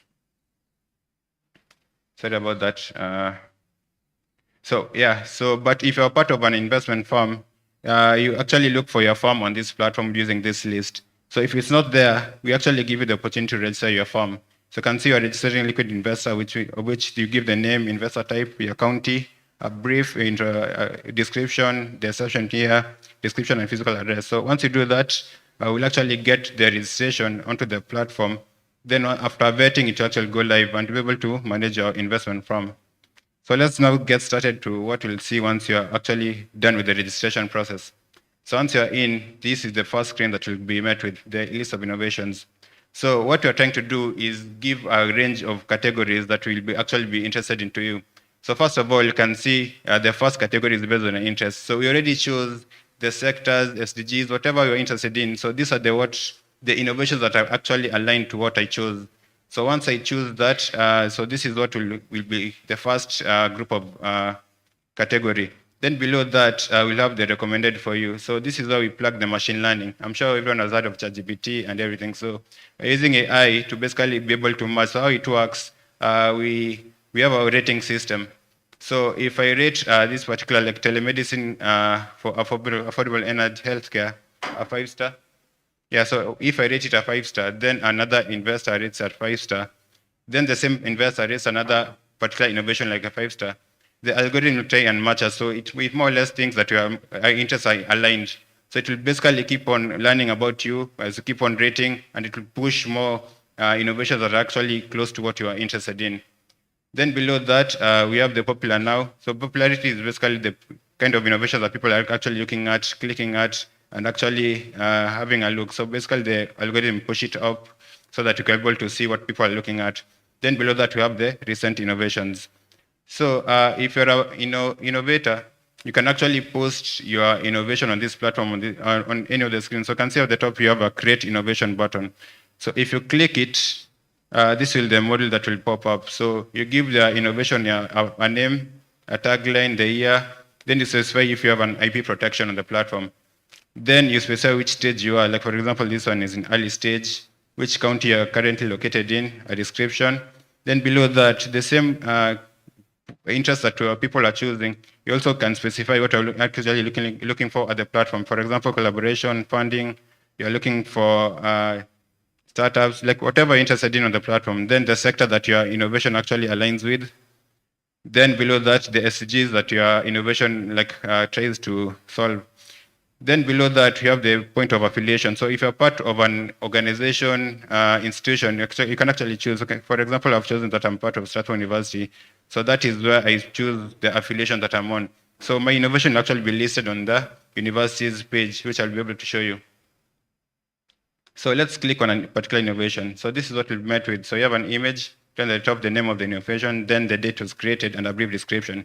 Then this is the overall rating that this particular innovation has. It has 3.3 from 21 users. Then below that, you have the connect with team. I'll come back to that, but basically every team member will be listed on this particular page. Then on the right, you have your social media links. Then below that, I'll actually come to that to make an offer. So this is what an investor sees that is sort of different from what the other user group sees. Then at the top, you have a save. So that also is part of what investors sees. Then below that, you have the about section. So basically, this is what the innovation is about. Then you have affiliation tab. So this particular innovation is affiliated with Strathmore University. Then you have your notes. So this is unique to investors. So if you came to this innovation and you thought that maybe you have to write something down, you can actually write it immediately on that page. Then you can come back to that note that you left. Then at the very end, you have the investments. So which I'll be able to explain again. So this particular innovation has 3 different investments. You can see it has a grant of 0.8 M from Home Africa and a brief description of the investment firm. Then the right, you have the rating system. So this is where you'll actually leave a rating. So this particular innovation, I left at 3-star. And below that, you can see what the innovation are looking for. So they're looking for funding, partnership, and collaboration. Then below all that, you have the similar innovations tab. So this is again where we plug another aspect of machine learning, similar to when you do online shopping. For example, looking for shoes. At the bottom, you usually have more options of shoes. So this is more or less the same thing. So it looks at the description of this particular innovation. For example, this one is dealing with healthcare. Then you'll actually push more innovations that are actually aligned with what you're actually looking at. So basically, they're trying to make it more easy to find innovations for each user group. Then, so this is what investors can able to do, making an offer. So the same button that I showed you at the top, make an offer. So in an investor, if he clicks it, he or she clicks it, so this is the pop-up model. So specify what type of investment you're trying to make. For example, I'm making a debt financing investment of 200,000. Then I was logged in as the admin, so I had everything. But if you're part of an investment firm, for example, Saiton Investment, can actually specify that this is an offer on behalf of Saiton Investment. Then below that, you can see there's a button called publicly visible. So if you leave that open, the offer will actually be public. So once the people accept your offer, like it will be publicly visible on the platform. But if you want to hide your investments, you can actually uncheck that. Then no one can actually see where you put your money on the platform. So this is what the the innovator will see. So these are the offers. So at the top, you can see certain investments. So this was the offer that was made, and they can actually choose to accept or reject the offer. Then you can see all the other offers that they've made. So again, if an innovator can actually click on join the platform and explore all the other options that you have on your particular unique page. So for investors, you actually have an investment hub. So on the left, again, you can see machine learning. So these are the recommendations. You can see a 12% chance that you can actually be interested in what you're looking at the top. Then it's basically ordered in terms of highest chance to the lowest chance. Then on the right, you have the list of what you've saved on the platform, what you've recently viewed at, and the notes that you've taken. Then on the right, you can actually keep track of all the recent deals that are actually happening on the platform. For example, Heba AI has actually secured an investment of 400,000, which was a grant, the date it was done, and by who. Then below that, you have a list of top-ranked innovations that you can actually look at. So investor profiles. So these are all the investment firms that are listed on the platform. Can actually have a overview of who they are and what they do. For example, Harvest Limited, the description of who they are. Then, and a summary of the deal range. So this particular investment firm usually has a deal between 500,000 and 750,000. Then they've made 2 investments on the platform, and the total value is 1.2 M. You can see what they actually last invested on the platform. If you click on the page, so this is what will have a description and the investments that they've done on the page. Then, so we have a ranking order for institutions. So I've had this JQuat, for example, Strathmore, we are here. So on this page, okay, this sort of skills, I'm sure if you go to the platform, you can see the top institution is actually KU. But yeah, so how this particular page is, it actually ranks the institutions based on innovations. So I already mentioned that innovators can actually choose to be affiliated with institutions. So if you choose that, the ranking will basically rank institutions based on the number of innovations or based on the number of affiliated users. For example, you have Strathmore at the top. Then below that, you'll have the list of all the other institutions. Then on the right, you actually have an opportunity to look for your particular institution. For example, UN, if you're interested to know where they are, you search for UN on there. Then there's a filter over there. So if you're only interested in universities or TVETs, you can actually filter by just universities, research institutions, whatever you're interested in, using the type field.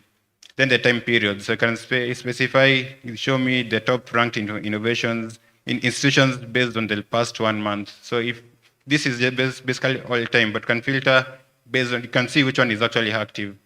Then you can order by either innovations or institutions. So let's look at a particular institution. So here we have Strathmore University's page.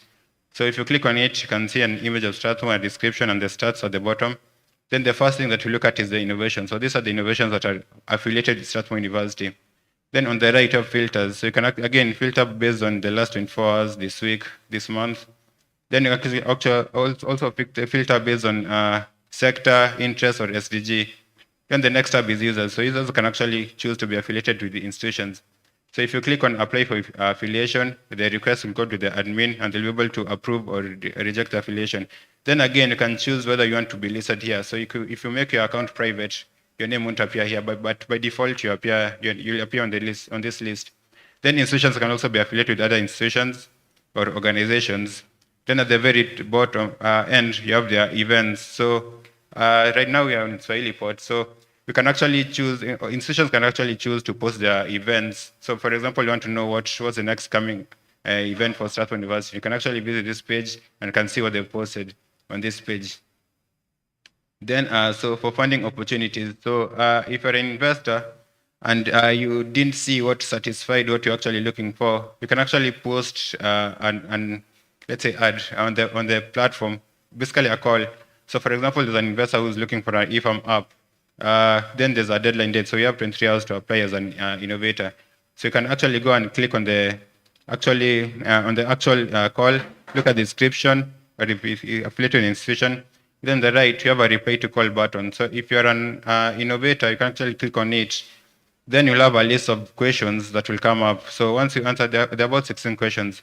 So once you answer all of them, this is what the investor will see. So these are the responses that this particular call has had. So this was Paul Kinyanjui responding to this call. Then if you click on it, you'll see the responder details and the response to all the questions that were posted. There are quite a few. So once you click that, basically you can be able to connect with that particular person who replied to your call. Then the same is the reverse order is true for the innovators. So the innovators can actually ask for funding directly on the platform. So for example, you have this funding opportunity by 12 PSA. So they're actually requesting for 200,000. So investors can actually come and look at the ad, click on it, look for what they are looking for, and click on make an offer button. So if they click on make an offer button, the pop-up will come. By default, will pre-filled with 200,000. But if you want to make less or more, you can actually continue with that step. So making connections. So apart from just making investments and interacting with particular innovations, you can actually reach out to the users on the platform. So okay, on the list of innovations, there's a button connect with team. So if you click on the connect with team button, this is the pop-up that will come up. So you can actually click connect. So if you connect on it, more or less a friend request. So what you're used to in terms of Facebook, I think Facebook is more aligned. So it will send us a friend request to a shellmate. Then this is what they'll see. So Benjamin Wanda is trying to connect. So you can actually accept, reject, or block the connection. So if I accept, there's an option to now message directly the particular person. So if an investor innovator can actually connect and reach out continue from there. So I'll write a message to Shelmith, and this is what she'll see on the other side. So yeah, you can actually have a real-time communication on the platform. Then apart from that, we have the social posts. So similar again to what you have on the social media feeds, can actually make posts, whatever role that you play on the bridge, can actually make a post, comment, vote, up vote, down vote, leave a comment. So what you're used to on the social media platforms, you can actually keep on doing it on this particular platform. So yeah, so those are the key features that we have on the platform. But we're really hoping that you'll join the network and start exploring what else can do on the platform. So that was the main overview of what we can do on the platform. And with that, I'm open to questions from everyone. Thank you very much, Benjamin. A round of applause to Benjamin, please. Please, let's give him another round of applause. We'd like to take the questions to the audience. If you have any questions regarding the platform, what it can do, how you can be able to access it, I think he's been able to effectively take us through. Yes, we have Priyanka here. It's okay, I'll try and stretch. Thank you so much for that. And I think firstly, my input is that it's a really good, sorry, let me stand. It's a really good platform. I just have a question regarding the accessibility. So you mentioned earlier, and I think George mentioned earlier, that the platform is accessible by the community, even in the marginalized areas, in the most remote areas. But when I'm seeing the system now, I'm under the impression that you need to have a working connection, internet, first of all, very stable internet, access to a device or a phone that will able to help. And even the questions are quite long. They're very 12 questions, but then they're quite detailed, which I understand the need for having these questions on board. Maybe if the platform can have a bit more integrated approach, you can have voice notes or something that is people are able to tap onto and listen to the questions, because I'm guessing the level of reading English might not be the same as someone in Nairobi, and someone on an island, is able to communicate but not necessarily respond to all of this. The other thing is partnering with these youth centers and innovation centers you mentioned earlier, to be now the channel to link those innovators. Because I saw some really good ideas on soap making, briquettes as well. And from our experience, most of these innovations are actually born at the local community level. And then someone ends up seeing it and then comes back and then pitches it on Kenya, for example, as his or her solution. Yet it's some woman in a village that has actually designed it. But if that woman was empowered to now come up to this platform and pitch her own business, I think the eligibility and importance of this system becomes more. So I don't know if you've done that part of research into your innovation bridge, but that is very crucial. So I'd recommend it to be included, at least at the pitching or introduction level as well. The voice note as well. but having a system that is very functional, very basic level for someone to just take a phone and just create an account and just give at least a teaser sort of a profile before they get into now the detailed. Maybe on the system you have a place where they can link up with the nearby centers for them to now do the detailed profiling that the center can help them come up with. So it's not Swahilipot or Strathmore or IOME or anyone that is the one doing the work for them, but they reach out to Swahilipot saying, I've created an account, link to Swahilipot or link to TechBridge or link to Close the Gap, things like that, for me to complete the form. That option of consultancy would be there. Thanks. Thank you. Thank you. Please, let's give her a round of applause. So, any other questions? Oh. Okay, my name is Kenneth from Sote Hub. My question is on crowdfunding.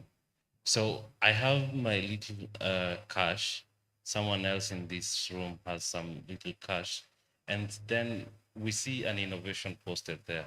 Does the platform allow us to join like 100 people with the small amounts to reach the amount that the innovator wanted?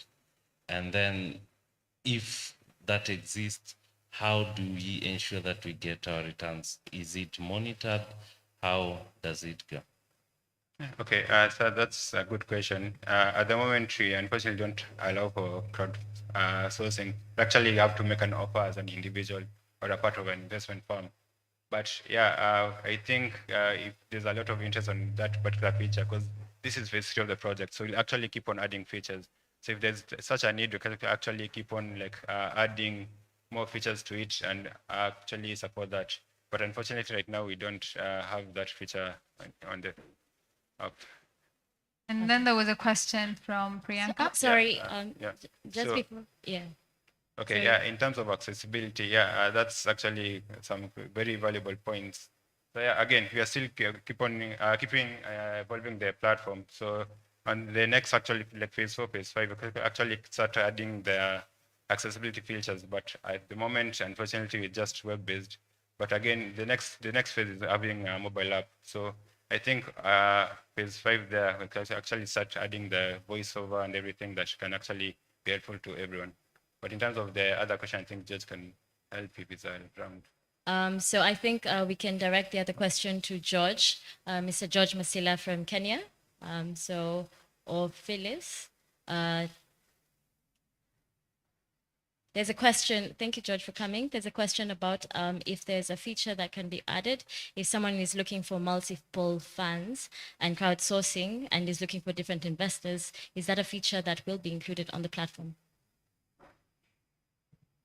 All right, thank you so much for that. I think it's good to recognize that there are different kinds of funding someone can raise.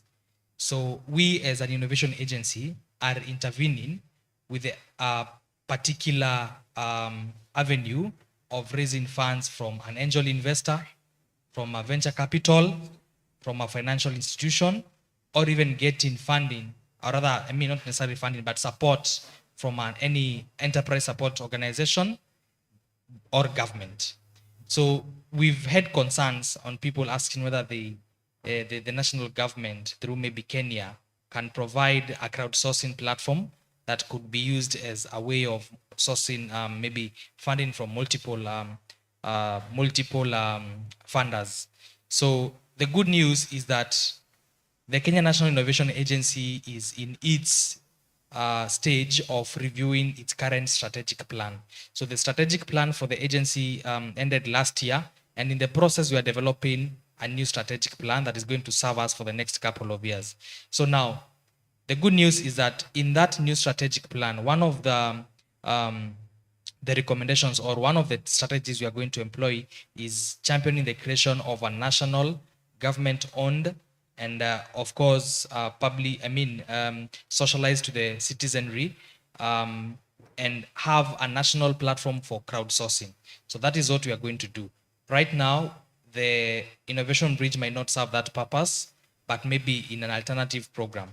Yeah, but that is good feedback that we need to also talk with our technical guys and see whether we need two systems or we just need to incorporate it in one. Thank you. George, before you sit down, you can please hold on to the mic. So there's a Alright. question from Priyanka from Kenya Red Cross. Yes, She's also Priyanka. managing an innovation project. And one of her questions is, accessing and actually being able to feel and maneuver through the platform can actually be quite a hectic process. Yeah. And even the level of English for most of our young innovators from marginalized areas would not really be able to access that. What is the option for them? And also to ensure that these kind of platforms are able to reach out to them. One of the challenges they would have is internet connection and accessibility to devices to enable them to access the platform. Yeah. Thank you so much for that question, Priyanka. I know a famous actress called Priyanka as well. I hope you share something in common. But just going straight into the question. Yeah, the system, as you can see, has its complexities because of one simple reason. I think he would tell you, we are incorporating artificial intelligence and machine learning into the system. And what these things rely on is data. So you have to put as much data as possible to actually help the system do some of the automated things like matching you with some of the people who might be potential collaborators with you, even rating to an innovator, to an investor or an enterprise support organization, the maybe top or most rated innovations that you would work with. So for this particular version of the platform, this is, according to our technical team, the best that it can be. Of course, we continue iterating like we've done with version 1 and version 2. This is like version 3. Currently, it is available as a website. So this is like a website portal that someone can use. And I don't know, I don't have the technical expertise to promise you that it's going to be available to anyone who doesn't have access to internet. But sometimes, when you can't move the river, you go away from the river. So I know we all remember the Honorable Waititu with his interesting joke on moving a river. So in this case, we can't change how this platform works. So we can't move the river, but we can go away from the river. The rivers could also be the same. We can't move the river to come closer to us, but we can come closer to the river. So as a nation, we are moving towards digital transformation, where everything is basically going online. And we just have to accept and now put in interventions to ensure people get access to internet through working with other government agencies. And I'm happy right now, the Ministry of ICT is setting up ICT centers where people can access internet. So that is what we can say for now. Thank you. Thank you. Thank you, George. I think Priyanka had put a comment on that. Other than that, we have a number of organizations and hubs in the room. We have Kenya Red Cross Society, we have Close the Gap, we have Sote Hub, we have Sailport Hub Foundation, we have SPDC in the room. And IBIS Africa. And IBIS Africa as well. Yes, so there are a number of organizations that already have a space that young people meet and connect and would probably even provide the internet connectivity. The only request that there are, or rather a recommendation that has been put forward is, can we have a collaboration with these innovation hubs or these centers for young people that are at the grassroots level that would be able to take care of that? Yeah, the reason why we do a quick demo is to engage you on feedback. And one of the most important things is to actually partner with those facilities that already exist and the people that work. So I think that is well noted. My colleague Phyllis, I think this is something we'll have to now work on, create a framework on how we are supposed to engage people who are on the ground to ensure that the people who have the resources are well utilized. Thank you. Thank you. Thank you, and thank you, Priyanka. Another question from, sorry, I can't move this further. Thank you very much. Very brilliant development. My name is Colin Sondago from JKUAT Mombasa campus. My question is, how will the platform take care of trust issues? I remember there's one time I was one of the judges at TechBridge, and one innovator presented something that they had won 2 years ago funded somewhere. So, came back again doing a pitch, So I think one person noticed that there's somewhere this was presented and something was awarded. So something like that. Yeah. Thank you. Thank you. I think we can give it to George. I'm going to stand here for the benefit of our audience streaming online. So, trust issues. And in a society where trust is always an issue, in the sector of innovation, the most we can do is emphasize and tell people to patent their innovations, to copyright their innovations. Nothing stops me from stealing your idea as long as you've not patented it. I will patent it and I will go exploit its IP, right? Sorry? Trust. Yes. Uh-huh. Yeah. Yes. Okay. Uh-huh. Okay. The issue of trust. Okay, for clarity, the issue of trust between who and who? Between the investor and the innovator. Okay, so just... Let me elaborate. She pitches, then she gives her 500,000 in a different platform. She brings the same in this platform. We don't have the history. I'm now a new investor. I don't have a history. Again, she's asking for 500,000. Yeah, that aspect. Thank you so much. He's going to project something around, I think, in the profile curation for an innovator. Someone is supposed to update their historical successes on fundraising, right? Yes. So that helps the innovation bridge. And there is a whole team that has now been set up to administer the innovation bridge. Even from the point of, I am an innovator, I am submitting something, just verifying it, whether it's existent or it's even of public good. Last week, actually early in the week when we had a session in Kisumu, someone asked, if I am an innovator and I have developed an EAD and I want to sell it to a customer, can I come and bring it to the innovation bridge? The answer is no, because we have terms and conditions on accepting an innovation to be uploaded on the innovation bridge. So one has to be verified first. So in terms of the trust, for an innovator, someone is supposed to update, curate their profile on historical successes on fundraising. That means someone can choose to lie, but we do the due diligence. So besides trusting the machine learning and the AI and everything, we also have a secretariat that does the administration work to ensure that things are verified, just to ensure trust is sustained. I hope that's clear. Thank you. All right. Another question at the back. So I think we can start with you, sir, in the black shirt. Please just stand and then just, yes, please, introduce yourself. I don't think the microphone can extend.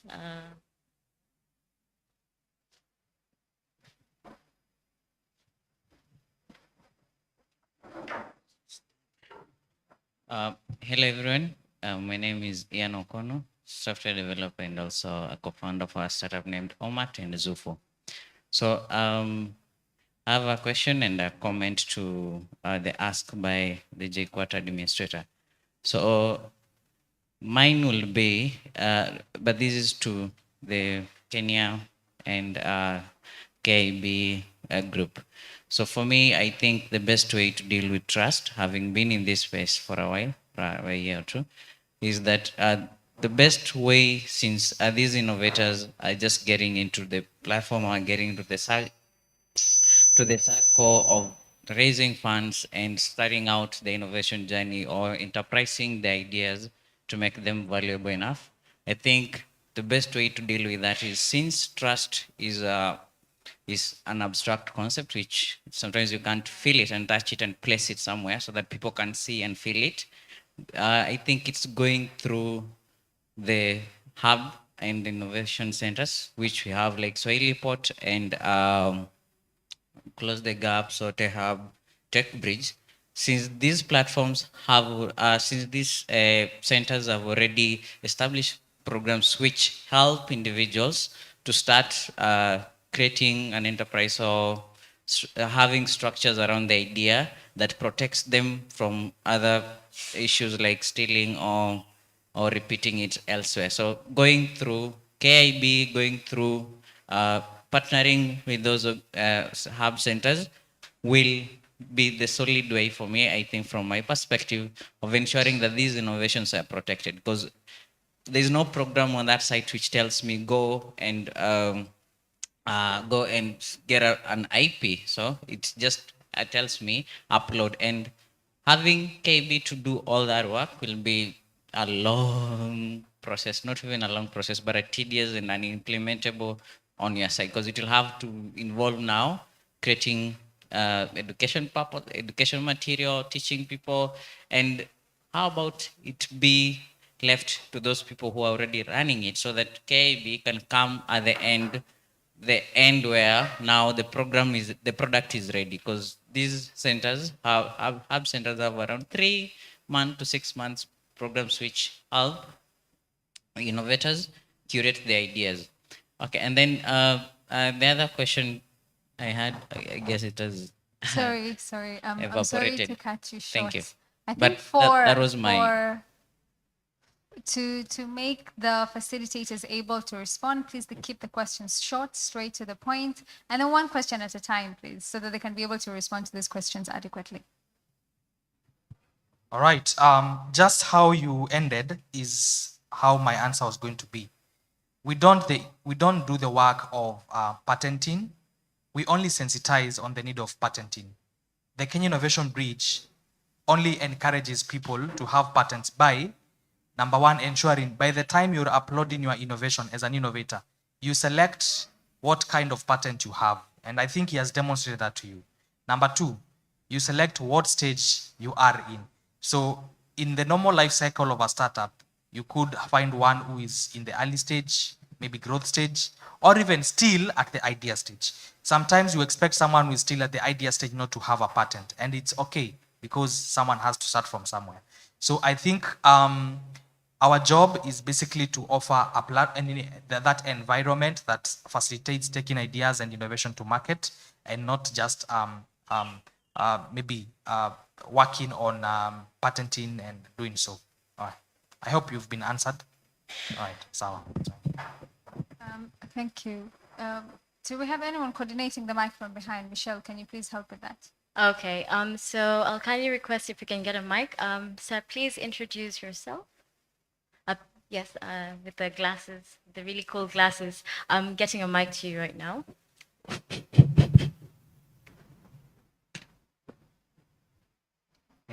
I hope everyone is well. Yes, please introduce yourself. My name is Brian Gubimundia. I'm beginning a startup, and I'll just jump right into the question.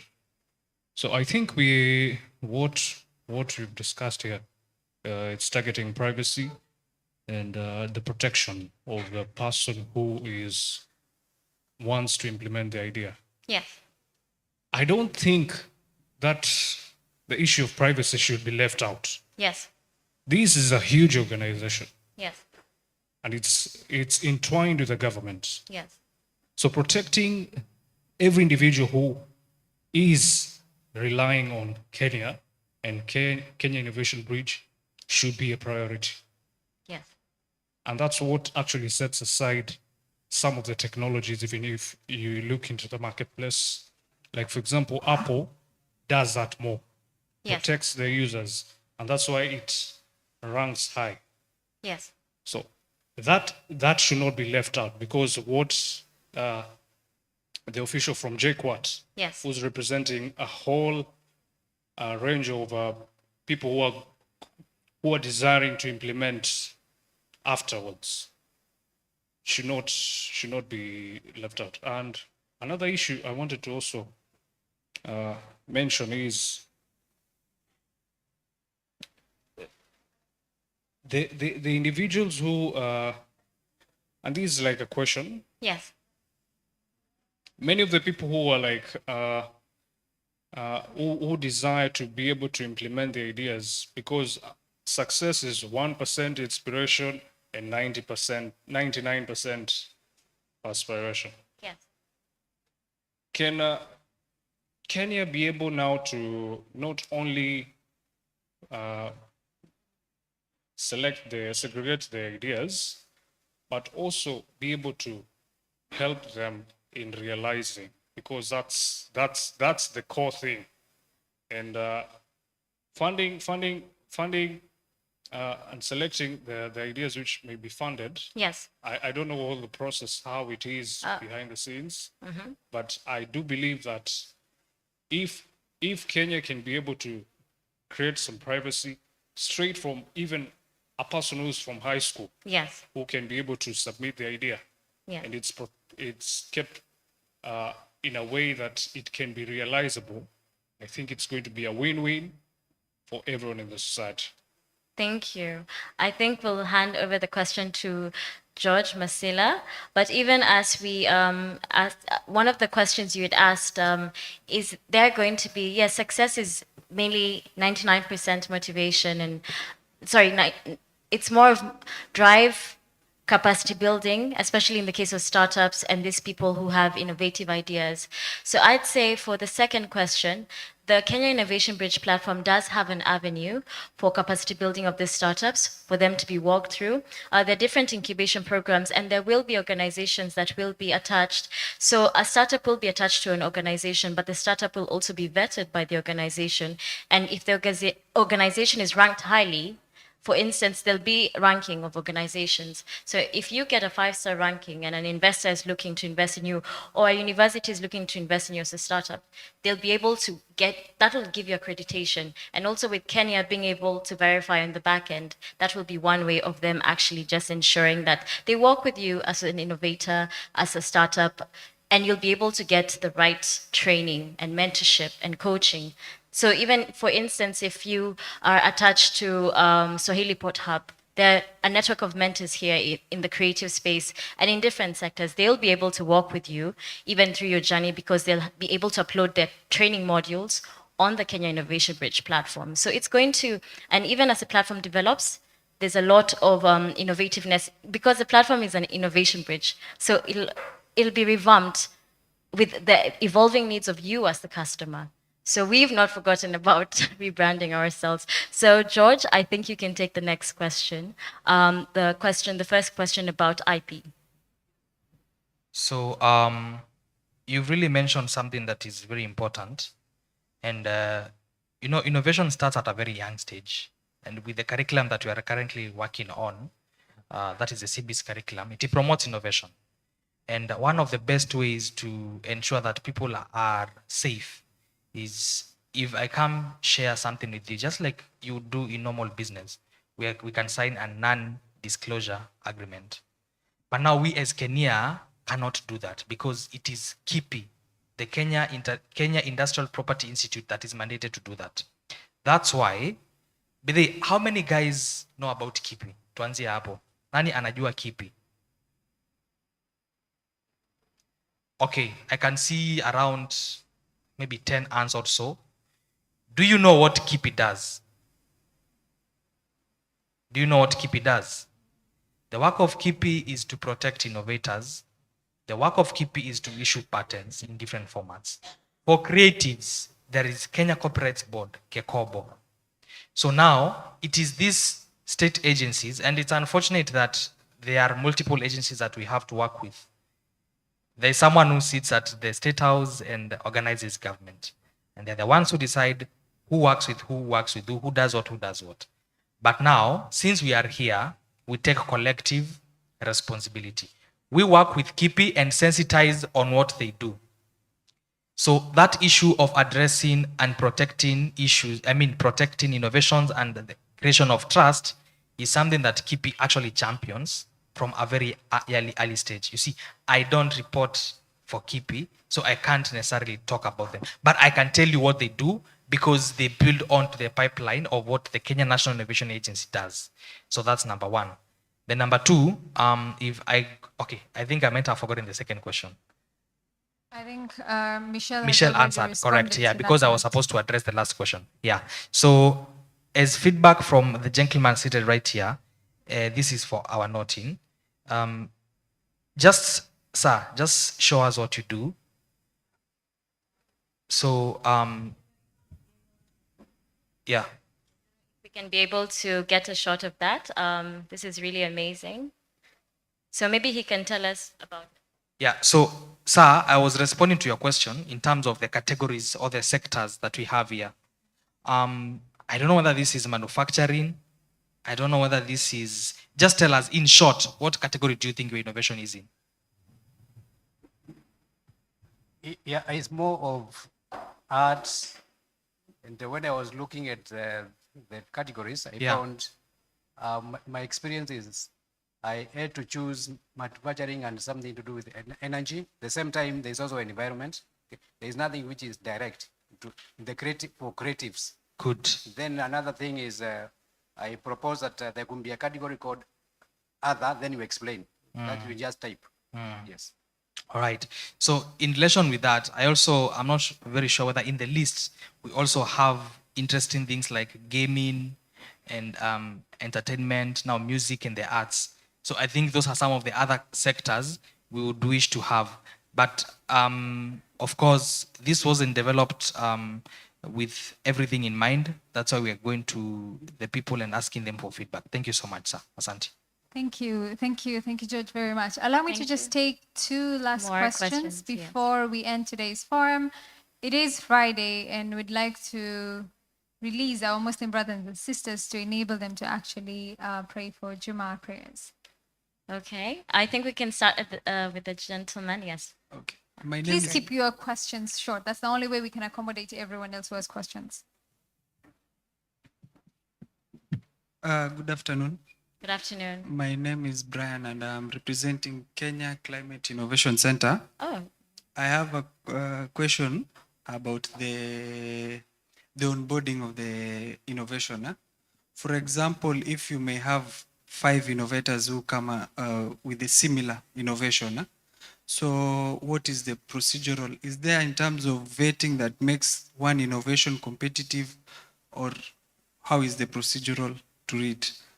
I think I can give my colleague Benjamin to explain more on that. Yeah, so all 5 of them can actually post the innovation on the bridge. But in terms of rating, that's actually open to the end users. So users can actually just go to your actual particular innovation. For example, Nalena Pads, if I click on it, there's a rating option over here. So I can actually click and rate. So the system will actually do the rest for you, like ranking them, pushing them, like whatever it needs to do to reach whoever is interested in this particular innovation, the system will do that for you. So there's no manual process in terms of pushing what is visible on the platform. It's actually the system that does that. Oh, okay. So my question is, for example, if you have 5 people with the same innovation, to make it competitive, how does the platform rate? No, the platform doesn't do that. It's actually the end users who do that. Okay. Yeah. Sawa. Thank you. There was a question behind there.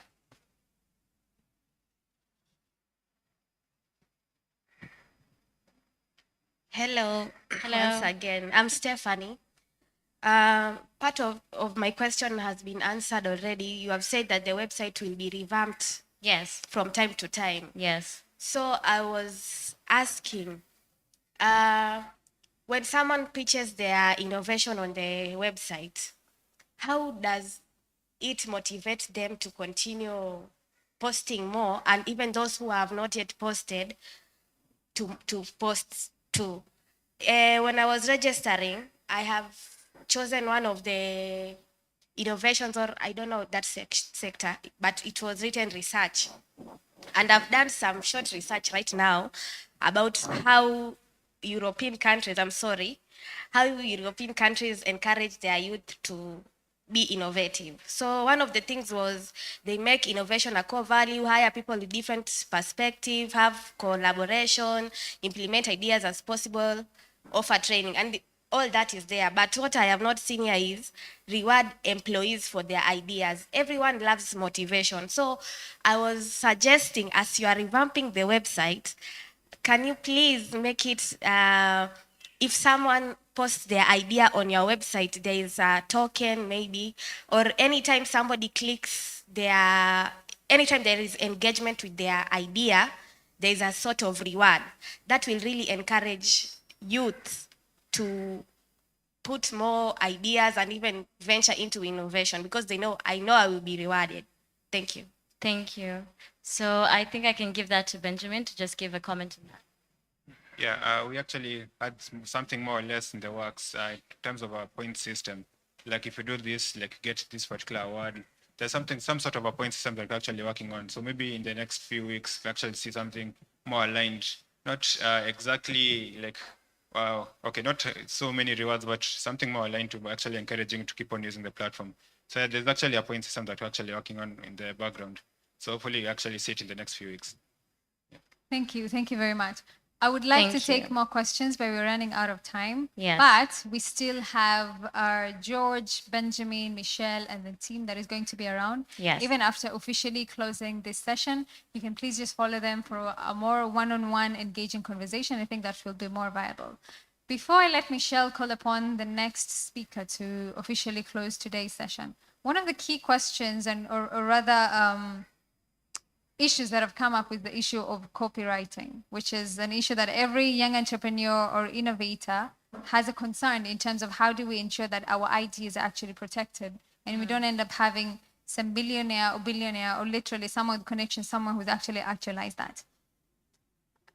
Unfortunately, as a country, as George said, we cannot be a jargon of all trades. So every parastatal is taking care of A, B, C, D.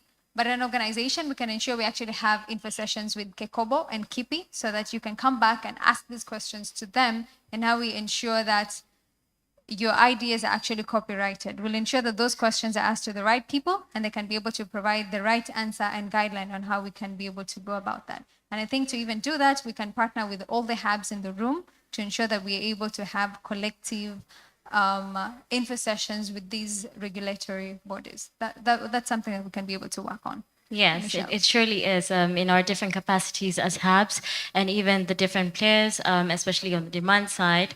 And at least Kenya has assured us that this Kekobo, this copyright bodies and associations are going to be there supporting innovators on the platform, as well as hubs, as well as organizations that have innovations. So there's a support network and framework in this hubs. So I think we are going to call upon our last speaker to make closing remarks.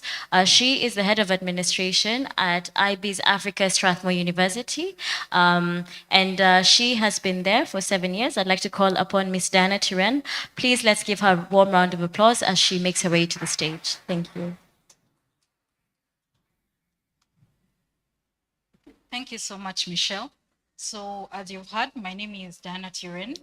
I'm the head of administration and project coordinator at IBS Africa, which is an incubation center that's at Strathmore University. So mine is just to say thank you to all of you. Let me start from Chief Anwar Ahmed. Thank you so much for coming. Dr. Mborali Kame, Husna Khan from the county government, Fatma Mbaruk, county government of Mombasa, Jamia Ali, county government of Mombasa, Mahmoud Noor, thank you so much. Our partners, Swahili Port Hub, and our implementing partners, Kenya, our funders who are FCDO and the UK government. So a special thank you to Swahili Port Hub. We wouldn't have done this without you. We really, really appreciate all the stakeholders present, the researchers, innovators, hubs, associations, government officials, funders, development organizations, private sector institutions. Thank you so much for making the time to come here. And we just urge you to register on the platform, spread the word, go into the various places that you are in, your networks. Please spread the word around about the platform and encourage people to register. So I also want to thank their representatives from Red Cross, the University of Nairobi, Sote Hub. I think there's Kenneth Njihia, who's one of our mentors at the Incubation Center. Thank you so much. JK Watt, Technical University of Mombasa, YEDF, Rhoda Kisunza, who's from Youth Affairs, thank you so much. The media, awesome job, thank you so much. So mine is to just urge you to visit the platform, register, and then we have a survey, a feedback URL we've given you that you can send in your feedback even after the session and you realize there's something you forgot to mention. Just go onto that form. There's also a QR code that you can scan and you can be able to give us your feedback, whether positive or negative. We will take it all, and that goes towards the efforts to improve the platform. So the other thing is, I wanted to tell you that IBIS Africa and iLab Africa is situated at Strathmore University, which is in Nairobi. It's at Madaraka Estate. You're free to visit. We are at the Student Center building. You're free to visit and see what amazing work we're doing there. And then also please visit our social media pages, ilabafrica.ac.ke and ibisafrica.co.ke. Also check out our social media pages. You'll be updated to any new developments, especially with our partnership with Kenya and the platform, as well as other information. So I just want to say a big thank you to you for making the time to come here. We really appreciate. Wow, thank you so much. Please let's give her a round of applause. Yes, on behalf of the Strathmore team, I want to thank you so much for attending this event. You are the stakeholders. You are the ones who are going to drive this platform forward, and we're very grateful that you made the time to actually just attend. We thank you, Swahili Port Hub, once again for hosting us. And with that, I think we can say we've come to the close of our program. Yes. So thank you. Thank you. Thank you very much once again, ladies and gentlemen. It has been great co-hosting this launch of the Kenya Innovation Bridge together with my co-host Michelle. And we officially have come to the end of our program today. Thank you for sticking around until the very end of it. We still have Michelle, George, and Benjamin around. If you have questions, please do not let them go. Make sure your questions are actually answered. And if there's a way that we can keep this conversation with them going so that we can have all the questions and any concerns looked into right away. Yes, we to will my be here. Muslim brothers and sisters, Happy Ramadan Mubarak. Yeah. And for those who would not go to the mosque to pray, you can please take wudu from behind and pray from upstairs as well. Otherwise, thank you very much once again. And this is the end of the launch of Kenya Innovation Bridge. Thank you very much. Yes, thank you very much. Also, a quick one before we go. There is lunch outside. So there's a small snack that we prepared for you outside. But please remember, if you're not sure of how to log on to the Kenya Innovation Bridge, you have a few questions and concerns, we are here as the Strathmore team and the Kenya team as well. And also the Swahili Port team will also be supporting on giving you information. So do ensure that you pass outside for a snack, and happy Ramadan to my Muslim brothers and sisters. Asante sana. Kwaheri. Bye. My Muslim brothers and sisters, lunch is not for you. Please don't think about it. Okay, ladies. Bye. Have a good one. Thank you. Oh, and the snacks at the back.